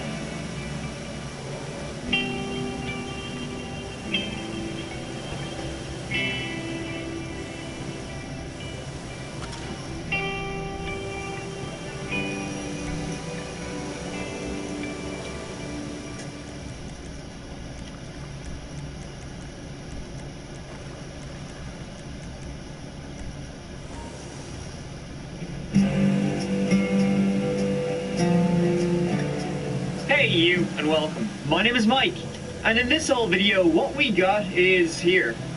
Let me tell you, we got one of those, whodunits. Kind of, if you squint, in Cottonwood. Cottonwood is in California. You know, the up part near Redding. Well, down of Redding. You know how you drive up and down? In the shadow of Mount Shasta. You know, you hear tales of some kind of unsolved mysteries and the aliens and that kind of stuff coming from Mount Shasta. And some people would very much like this case to be an unsolved mystery. Maybe it was aliens, who knows? But anyway, you know, Cottonwood is about as interesting as the information I just gave you. But thankfully, you know, that's not the subject of today's video. Mark Duenas is. We are going to three things in this video. 2012, Shasta County, and get into it. Or give it a go, or whatever.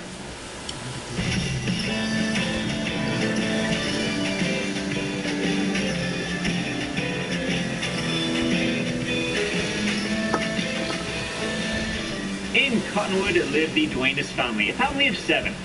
And on May 4th, 2012, the family attended a high school baseball game where Casey Duenas, the youngest, the baby of the family in his final year of high school, was batting away. It was a beautiful, sunny afternoon. These stories always start this way. Casey was the only one still left at home as he was finishing up high school. The Duenas family had 4 other youngins, all lads. You got your Jason, your Jacob, your Tyler, your Troy, and your Casey. But they all lived out of town apart from Jason, who lived next door with his own family, and Casey, of course, who still lived at home. So they were a tight-knit family, like they were, at that baseball game, parents Mark and Karen, you know, proudly looked on. Mark and Karen had been together since their high school days, since they were both 17, and they were both locals. They were Mormons, married young, and by the time 2012 came along, it would be 33 years, when they were both 51 years old. Their marriage, by all accounts, you know, was still going strong. They would, like, regularly go on dates, that kind of stuff. Karen was a homemaker until the kids were old enough, and then she taught at Shasta College, where she was beloved, and she was actually heading to nursing school herself. now that the kids were all grown up, she wanted to start her own career. Mark, he was a UPS driver up at like crack of dawn. So this was like a lovely day in Cottonwood. After the baseball game, Mark and Karen headed back to their house, while Casey, he followed a little bit later, and then he would head off that evening, that night, going to a 9:15 showing of The Avengers for, you know, a Friday night flick. He arrived home late to a darkened house. Lights off, doors to his parents' separate bedrooms were closed. Mark and Karen slept in separate bedrooms, as Mark, he would have to be up early, you know, for his driving job, and he also, you know, snored, so Karen pretty fucked him out. Anyways, Casey tiptoed in at 12:30, fell asleep. I mean, that's what we know of until about then, because after that, it gets a bit iffy. Next thing Casey knew, Mark was bursting in the door, telling him to get the hell up and go next door to Jason's. Jason, you know, the oldest son, he was a volunteer firefighter, because something had happened to Karen. This was at 12:56 a.m. on May 5th, and Mark made a 911 call. Alright, so listen up. The quality of this call, it's not great. I'm not going to subtitle all of it, though, because I want you to listen to it for yourself and maybe decide what he's saying, because it will come up later in the story as quite contentious. Give it a go.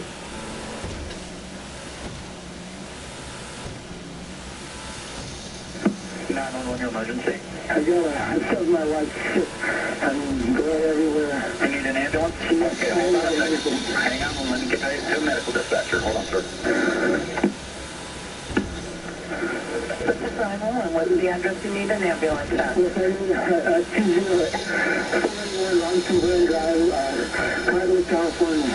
Tell me exactly what happened. I just came in the room. I heard her. She's got blood everywhere. I don't know. What the hell? I have no idea.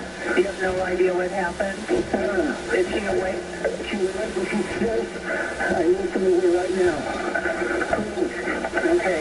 You don't know where she's bleeding from? No, I don't. I mean, blood everywhere. Okay. I don't know where it's coming from. Are you with her now? Yes. Oh, it's in her chest.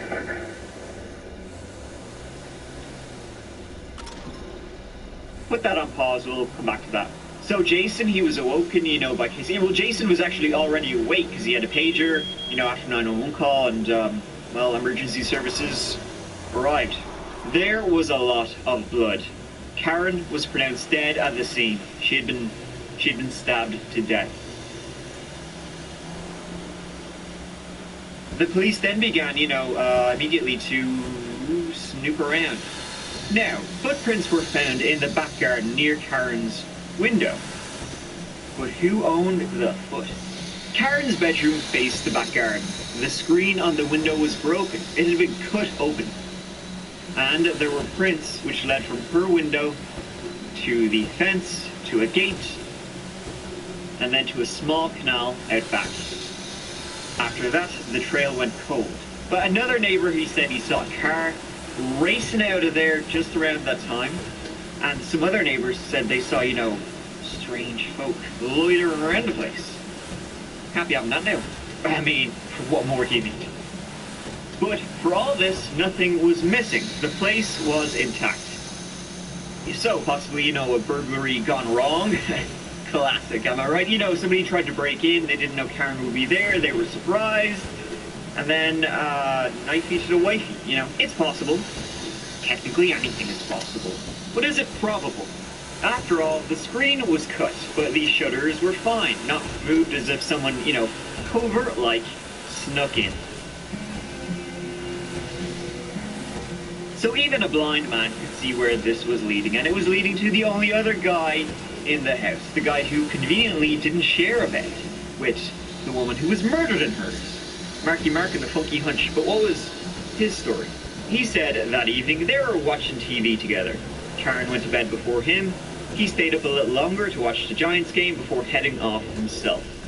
Once again, to their separate bedrooms. He then, quote, heard weird screaming, like a cat. You know, when he started snooping around and he eventually wandered in and found her. My mother was asleep. Now, I hear crazy noise. And you hear a cat sound like, it wasn't cats, it was a weird scream. Talking? Well, no, I just heard some weird screaming type stuff. What did you do from there? I ran, I got up, and because I didn't want those, whatever was going on to wake up my wife, because I'm sensitive like that. And I went to that door by the kitchen, opened it up, looked out there, I didn't see any cats. Shut it, walked down the hallway, looked under, the lights were on, so I figured she's out. Opened the door, and that's when I found her. It was noted at the scene that when, the police first arrived, the blood was kind of dry. Like, it wasn't immediately fresh, if you understand me. The blood on the floor was no longer pooling when the police arrived, but had soaked into the carpet, which also struck the detective as unusual, because this was a nice part of town, safe, and the high-end carpet that was on the floor of the room, it wouldn't usually soak up that much blood that fast. Like the blood just evaporated into the carpet or something. Which, the detective would write in his little report that, Mark, he called right after, she was murdered when he heard a cat.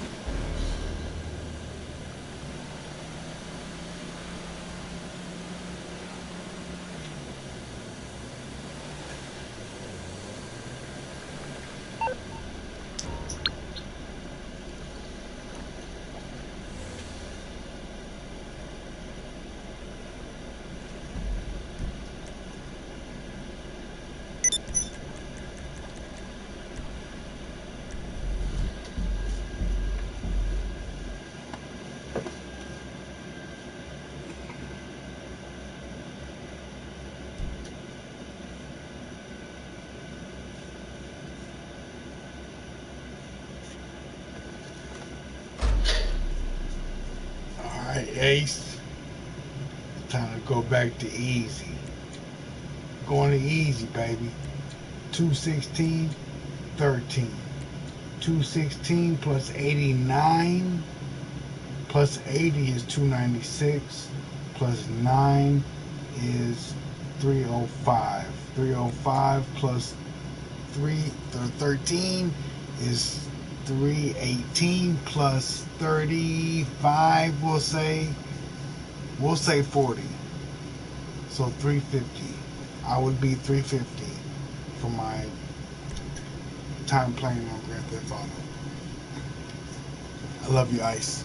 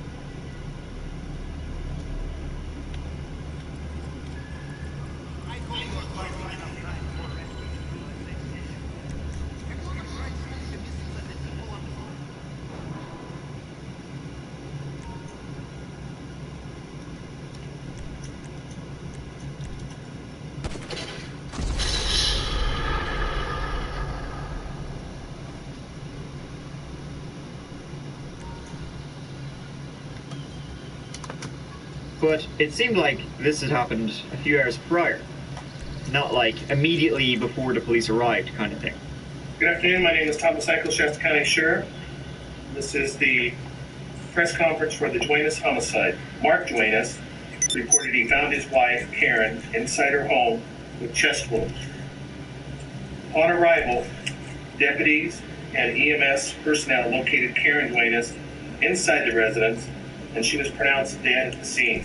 There was also some pedestrian foot traffic that was in the area prior to the report coming in, and those witnesses, people have been contacted.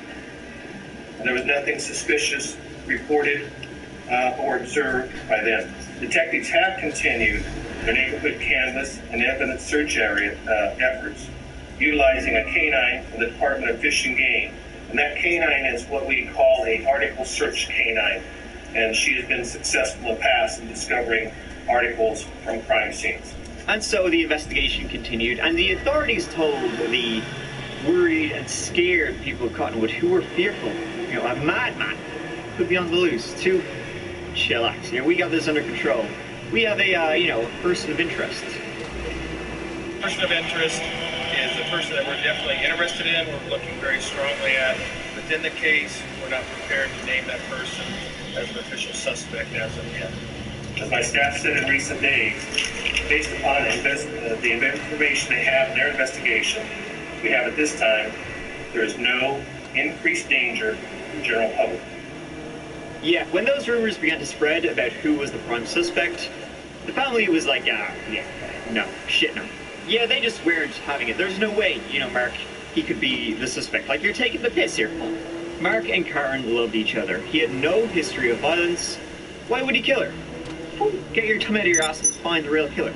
This was because the police learned from Mark directly, actually, that there was, I don't think you'd call this an affair, but there was another woman, a married one. What was going on in our life,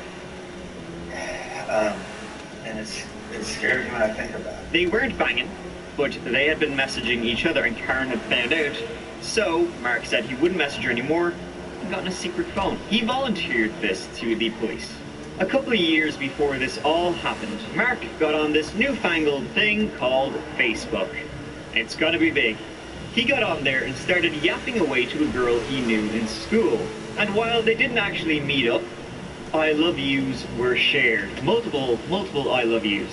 Now, mind you, they hadn't seen each other since the 70s, so I would have liked to see those profile pictures. So yeah, Mark kind of had like an online girlfriend, you know. She's real, I swear.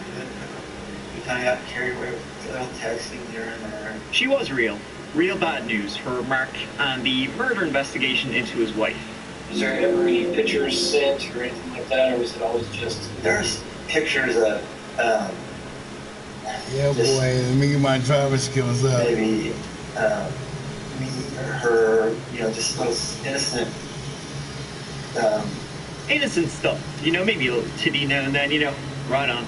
you know, we're not into any of that nasty porn, none of that. You know, it was just, what do you look like now? You know, she'd send a picture of her and she was your turn. She does the quilt, or she took a picture of her quilt, showed it to me. Stuff, this innocent stuff. She had a picture of her and her grandkid, and stuff like that. Now this woman, however, she did end it. And what? About 3 months before May of 2012. But to the police, this was like manna from the heavens, you know, the good stuff. The tits. I didn't do it, and I mean, it's crazy. It's just like OJ. We need to be out there finding the real killers, right? LAPD, they didn't have to go find the real killers. I know you're doing your job, but I would never lay a hand on my wife. I did not hurt her. I did not kill her. I walked in and found her in her condition. They wanted to use this as motive. When did you find out that Karen was going to leave you home? Leave me? Never gonna leave. Never gonna leave. Honestly. In fact, during the interview, Mark said maybe her husband, quote, went psycho or something and, you know, killed my wife. Maybe it was the hubby, just not that one. And they lived in Idaho. So, and in fact, during that night, they were at some kind of church function. So due to that, this woman and her partner were ruled out. So how rocky was the marriage? Actually, well, the family said it was great. They confided in their kids all the time and everything was hunky-dory. It wouldn't be, though, for Mark. 5 months later, in October 2012, Mark was arrested. He was charged with first-degree murder. You broke your phone, so Verizon broke the rules. For the first time ever, trade in your damaged phone for up to $1,000 off our best 5G phones. Now, trade up to the 5G network you deserve with the 5G phone you want.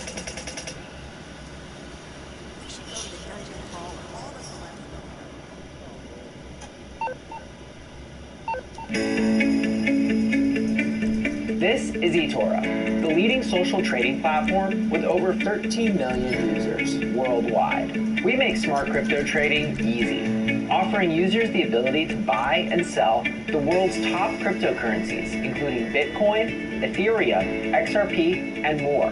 Check out what other traders are up to by viewing their profiles and learning about their investment strategies. And even copy the moves of popular investors automatically with CopyTrader. If you'd like to try before you trade, check out our virtual...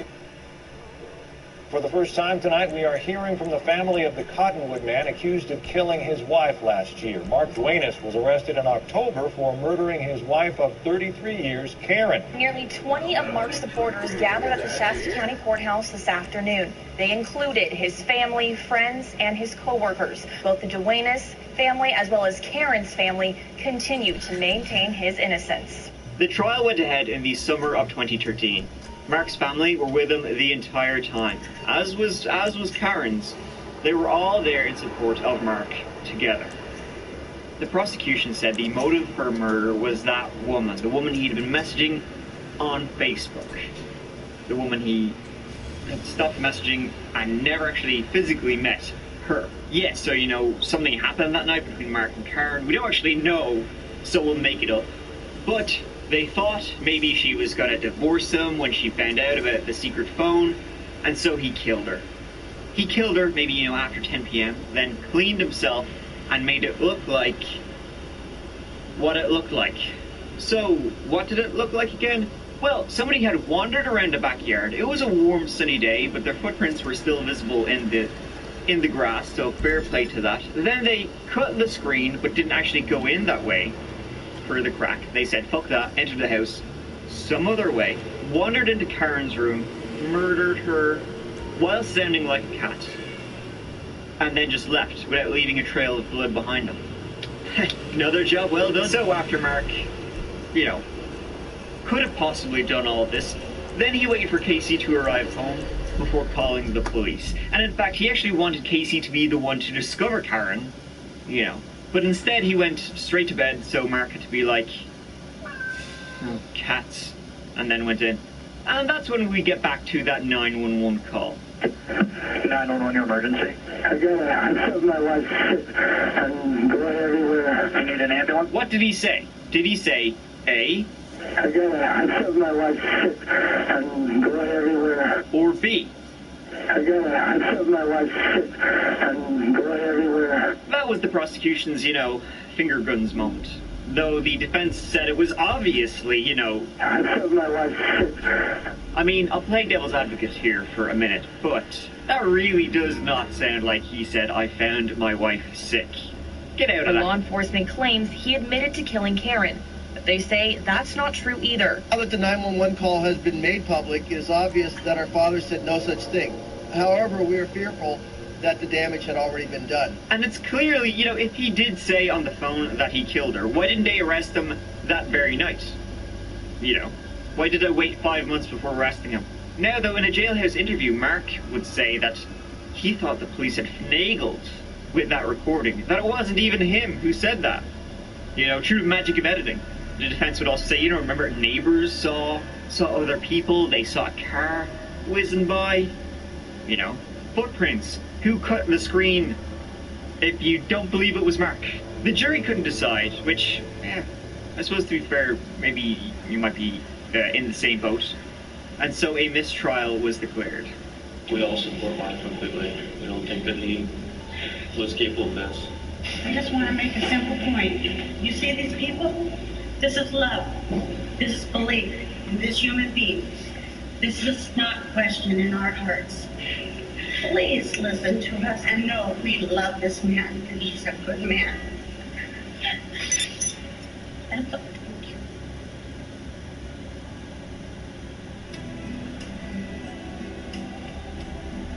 Now, whatever he said on the phone could be given more credence, being an actual slip of the tongue, when you look back and see this piece of interrogation footage. Like the guy knew what he was doing or something, because the way he cut her, that's the only cut I saw, and there's tons of blood.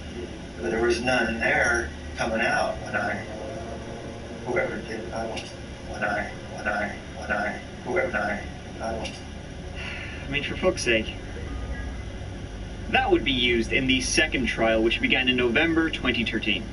What would also be used in the second trial was more evidence. Evidence of blood on Mark's clothing. It was Karen's blood, and it wasn't visible to the naked eye. Only by using good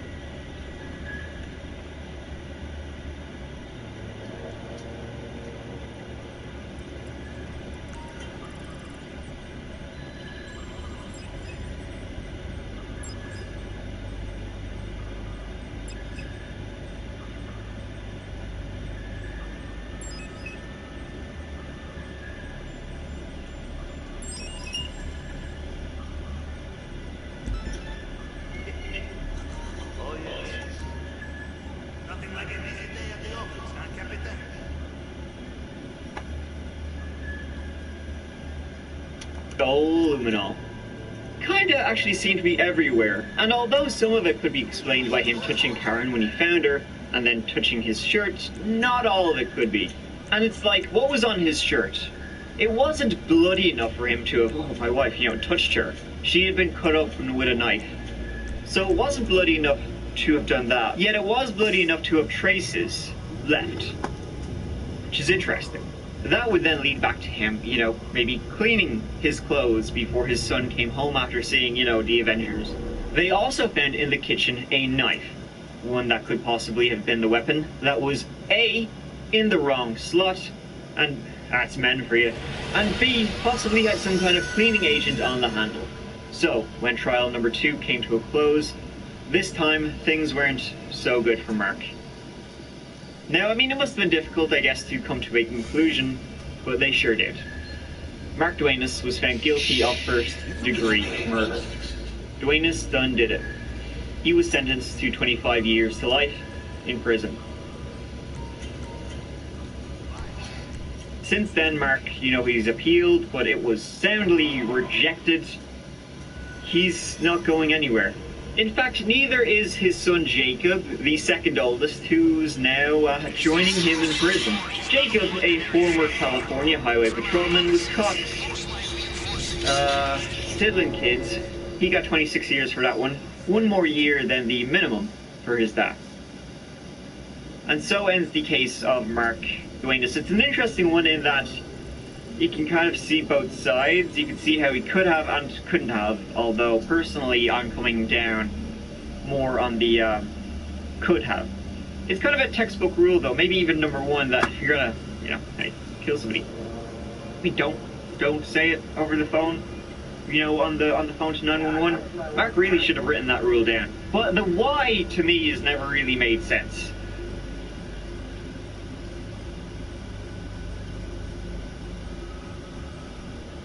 Why did I have to walk?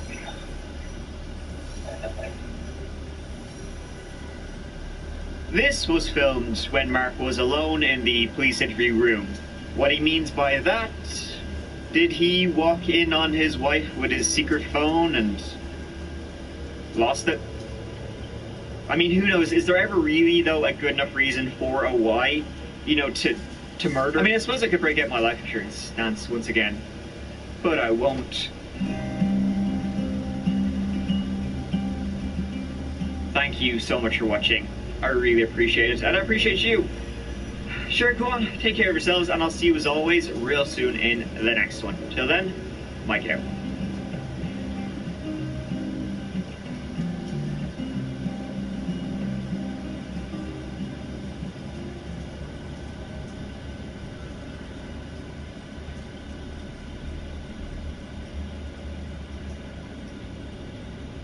You ever had a dream? One you'd be willing to do anything for? Who does your hair? Me? Clients swear this stuff is magic.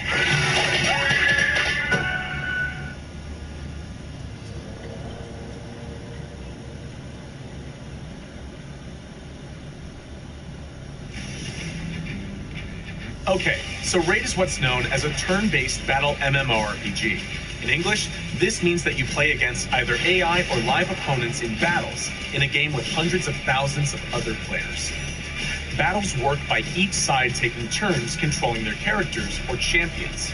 Success in Raid is all about expanding your collection of champions, upgrading them, and using them together in the right combinations to beat the game's different levels and challenges. You can get champions by summoning them from shards, fusing them, winning them as rewards, or receiving them as part of Raid's new player program. There's a bunch of other ways, but those are the big ones you need to know to get started. Once you've got your champions, it's time to battle. Battles are pretty much the biggest part of the game and fall loosely into 2 types. Player versus environment, or PvE, where your team of champions fights against a team controlled by the game, and player versus player, PvP, where your champions fight a team belonging to another player. Fighting any battle in Raid will use up some kind of resource. For most PvE battles, that's going to be energy. the higher the potential reward from winning the battle, the bigger that energy cost is going to be. For example, tougher PvE areas like dungeons will cost more than campaign levels, but you can also find much cooler stuff there. Good luck and happy raiding. Download Plarium Play Launcher and play it on your PC.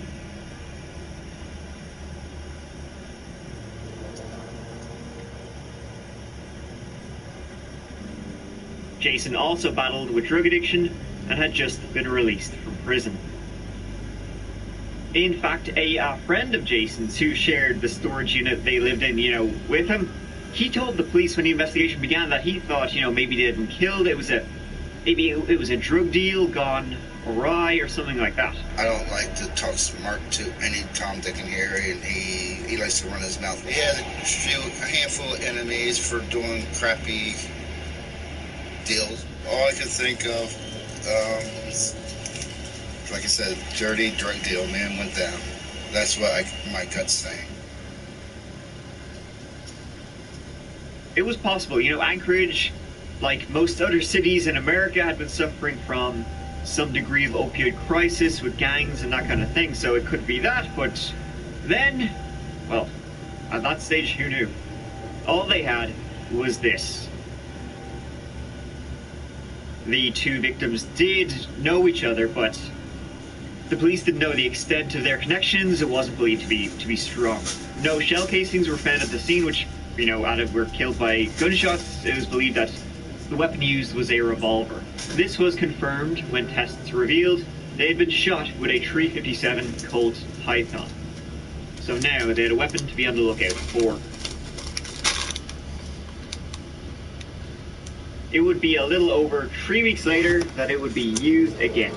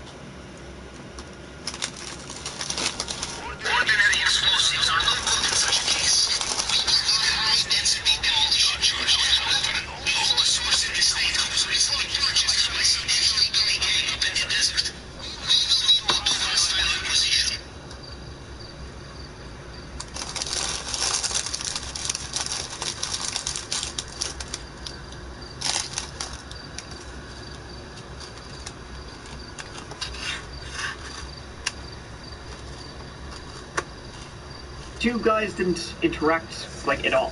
So it was quite different from the first case. In fact, you wouldn't even think they would be linked at all. Yeah, the same gun hadn't been used. So this time, there was not only witnesses to the scene, the crime scene, there was footage. Due to the CCTV, the police surmised that the shooter was a tall fella, over 6 feet. And thanks to the 3 teens and an FBI artist, they now had a sketch of the shooter, and he was wearing a camo jacket. But other than that, they didn't have much else. And once again, days and weeks would go by. They were on the lookout for a tall guy with long hair wearing a camo jacket. And they were also on the lookout for the yellow bike he stole. But they didn't find him.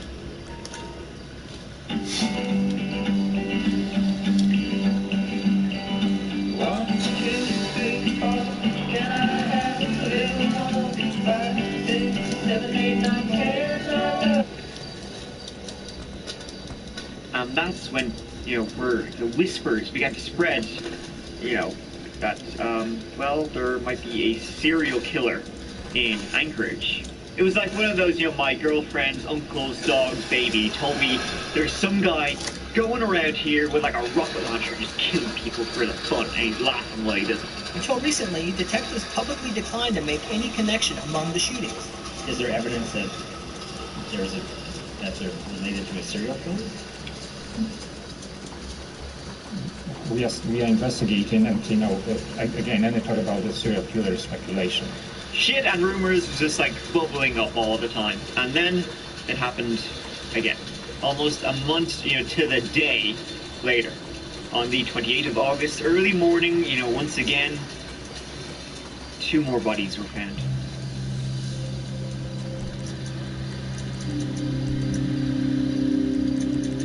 Once again, on a bike path in a popular area, the Valley of the Moon Park. The victims this time were 34-year-old Kevin Turner and 25-year-old Bryant DeHusen. The 2 victims had no known connections. Kevin was recently homeless. It seemed he had been shot while sitting in a pavilion, not bothering anyone. Police have released very little about the Valley of the Moon killings. Turner's family wants answers.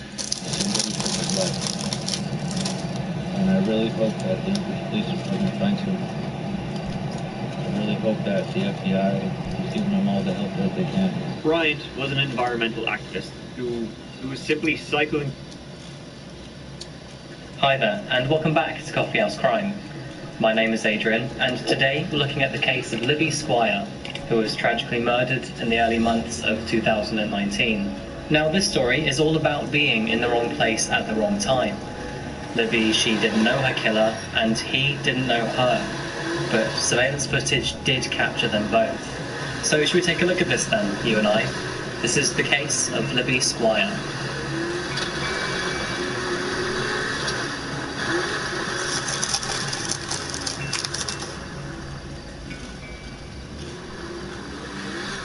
Libby Squire was a young woman who grew up in High Wycombe, Buckinghamshire. She's the oldest of 4 children raised by her mother Lisa and father Russ. She had a long-term boyfriend called Conopine, and the 2 had often talked about marriage and children in their future. Libby was described as a loving, down-to-earth student. She was hard-working, nurturing and caring. Lisa, who nicknamed her daughter Pie, described her as a very sociable person who loved to go out and spend time with her friends. In September 2018, Libby returned to the University of Hull to continue her undergraduate degree in philosophy. She chose the university after taking a liking to the city. And late in the evening of January the 31st, 2019, in the bitter cold city with snow and rain afoot, Libby and her friends were doing what students do best, partying. They were at home that evening, or at least to begin with, having pre-drinks before a big night out in the town. And after a drink or a few, the group headed out to a local nightclub called The Welly. The nightclub was popular among local students and adults. Club nights and gigs in a sumptuous ballroom with an alternative dance floor above. Being a nightclub, The Welly had a duty to allow only happy punters in, and to refuse entry to those that were too drunk. And unfortunately for Libby, she had a few too many drinks that evening. She was refused entry. Now, a lot of us have been in that awkward moment before. What do? All go home together, or carry on with the night and let the unlucky few head back home? On this occasion, it was the latter. The group planned to still carry on with their evening, but only after Libby got in a taxi to get home safely. And at 11:26 p.m, the taxi pulled up, and so they ushered Libby into the cab, waved their goodbyes, and headed on into the club.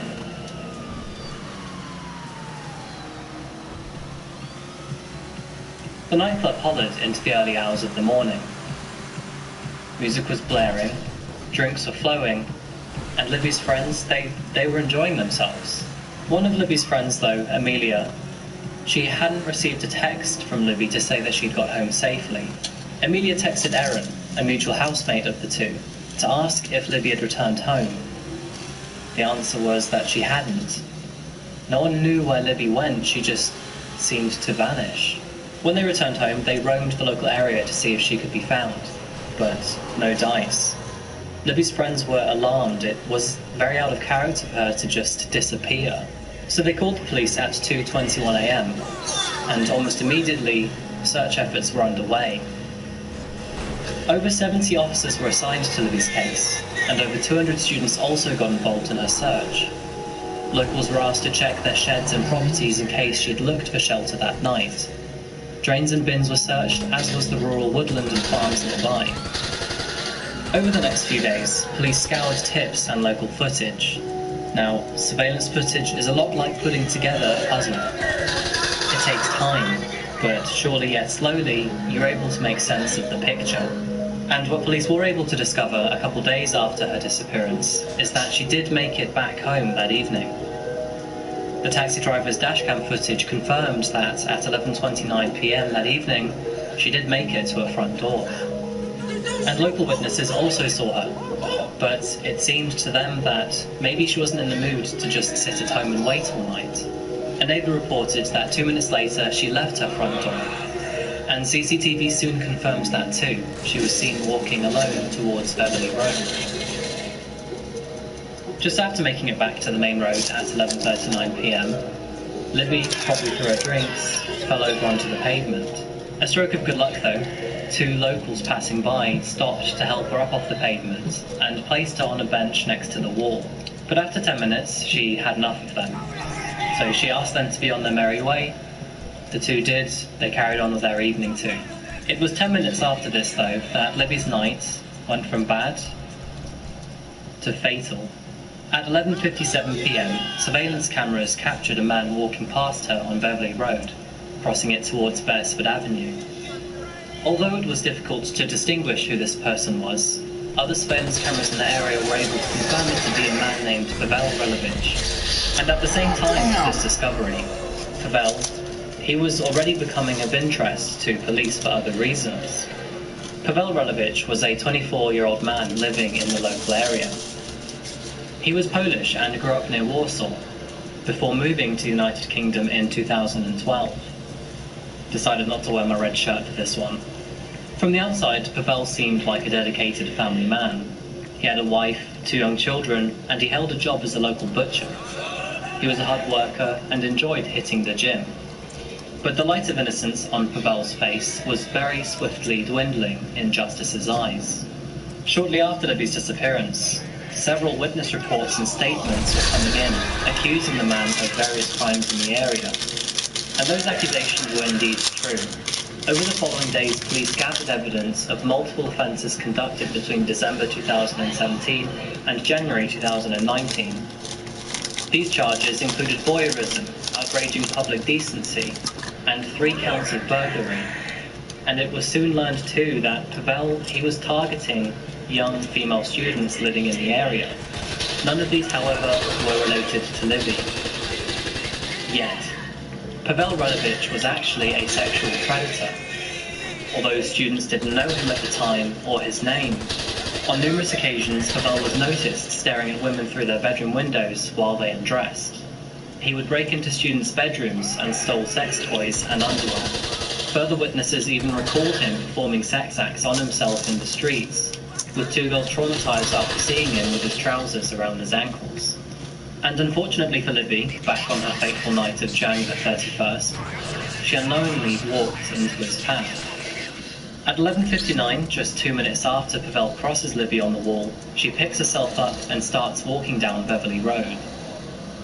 She can be seen moving from side to side on the pavement, and clearly vulnerable from alcohol, even stumbles onto the road at one point. 30 seconds later, as she continues to stumble down the road, Pavel leaves Beresford Avenue and begins to walk in the same direction as Libby, but on the opposite side of the road. And after another half minute, he crosses the road and intercepts her, the 2 disappearing into the grounds of a former nunnery. 1 minute later, Libby and Pavel are recorded emerging from the grounds together and walking back up Beverly Road. And at 12:02 a.m, 1 minute and 9 seconds later, they reach the entrance to Hayworth Street, where they originally crossed paths. CCTV from a garage shows Pavel return to his car, which is just around the corner.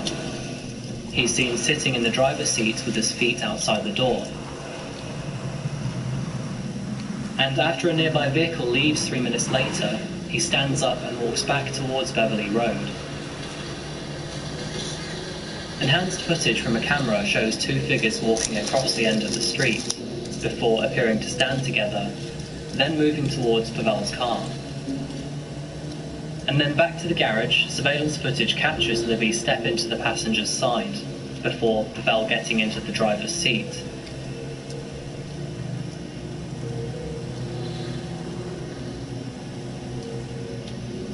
Pavel then drives off at 12:08 a.m., and that footage would be the last time Libby is ever seen alive again.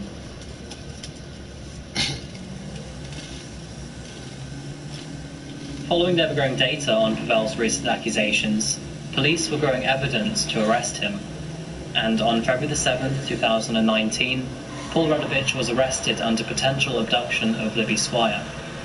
During this time, they seized his vehicle in an effort to look for any clues on Libby's whereabouts. And inside the car, police found a pink duffel bag containing 2 masks and sex toys stolen from students' homes across the city of Hull. On the 20th of March 2019, at around 3:30 in the afternoon, a body was found in the Humber estuary near Hull. Police transported the body to the coroner, who later confirmed the body belonged to that of Libby Squire. It had taken 6 weeks for her disappearance to come to an end. Local, national and international communities were in despair. Fresh agony hitting family and friends. Flowers were left on the bench where Libby was last seen on CCTV. A vigil for her was held at Hull's Minster, and tributes were left all over campus. Home Office pathologist Matthew Lyle declared Libby's cause of death to be unknown due to the amount of time that her body was left in the water, but he could not rule out asphyxia. It was also found that bruises were evident along Libby's abdomen, chest and thighs. Toxicology results revealed that no drugs were present in Libby's system, but her alcohol reading of 198 milligrams to 100 milliliters of blood meant that she was 2.5 times over the legal drink-drive limit. Following the recovery of Libby's body, police were now officially able to look at the case as a suspected homicide, and with that ability, fresh investigations against Pavel Radovich were opened. By now, further evidence was beginning to mount up on Libby's final hours, and Pavel Radovich's movements. One witness, whose home overlooks Oak Road playing fields, recalled being woken up by screams shortly after midnight on the night Libby was last seen. A couple minutes after waking up, he then heard the screams again. Through new surveillance footage found before the attack, it turns out that Pavel refueled his car at a local garage shortly after 9 p.m. before checking the Oak Road playing fields. After noticing it was empty and quiet, he then began to roam the streets for easy, vulnerable women. And that's when he came across Libby Squire. Libby was drunk, alone, upset and vulnerable that evening. Unfortunately, through her drinking, and arguably through hypothermia too, she wasn't able to fully rationalize her thinking that night. And just during that same time, Pavel, he was able to coerce her into his car, making multiple attempts, it seems, to do so. When she was in the car, he drove her a couple streets away to the Oak Road playing fields, arriving at 12:11 a.m. The screams heard from a nearby house at 12:14 a.m. are likely from Libby while he sexually assaulted her. As he did this, he supposedly choked her until she passed out. At 12:23 a.m., Pavel fled the area. It's not known if at this stage Libby was dead, or she was unconscious and succumbing to hypothermia. While she lay there, in the cold, all alone, Pavel went home and ran a hot bath for himself. He returned to Oak Road playing field about 2 hours later at 2:25 in the morning. He then picked up Libby's body and dumped her into the River Hull. This river eventually leads to the Humber, which is where Libby's body was found 6 weeks later. Do you think he stopped there, though? No. At 2:51 of the same morning, Pavel Radovich was seen walking over Newlands Avenue and masturbating in the street. Seriously, what the fuck? Pavel Radovich was formally charged with Libby's murder on the 24th of October 2019. His trial began 1 year and 3 months later in January 2021. The first week of trial, the jury was told of a sickening catalogue of sexually motivated crimes Pavel Rolovich had admitted. And on February the 11th, 2021, just 1 week ago, he was found guilty to the rape and murder of Libby Squire. He showed no emotion as the jury foreman read out the verdicts. Jurors found him guilty of rape unanimously and guilty of murder by a majority verdict of 11-1. In court, his own barrister called his offences utterly disgusting. Pavel Rolovich was sentenced to a minimum of 27 years in jail. He will become eligible for parole in 2048.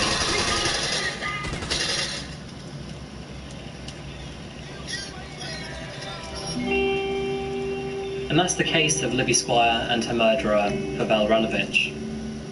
Although I've made many cases, and even of a British victim before, this is the first one on British ground. Even though all cases do, this one, it hits a little bit harder being so close to home. And although it's different, I'm a guy, Libby was living a lifestyle I was living only a few years ago. Trying to imagine a friend of mine become lost to a crime as callous and ugly as this one. I just can't imagine it just hurts.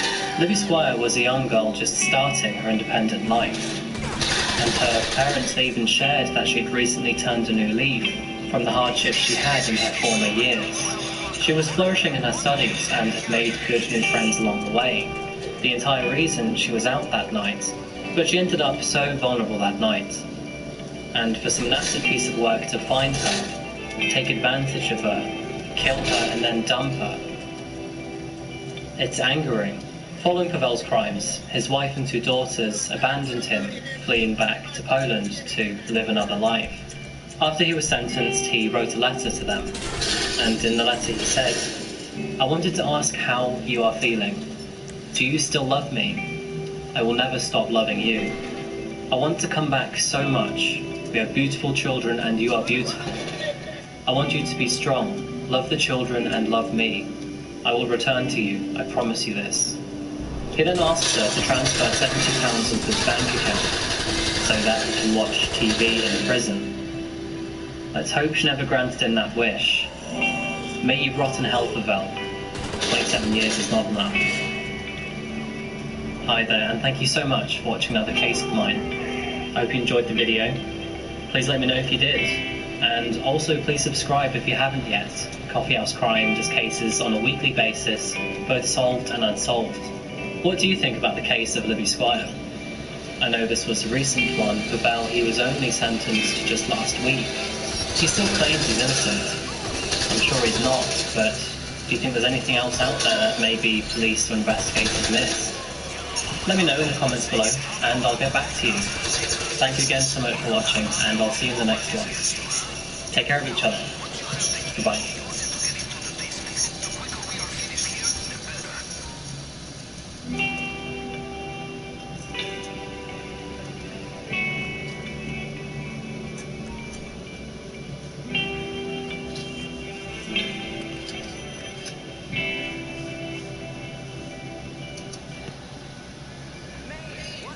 This Chinese street artist isn't drawing his female customer.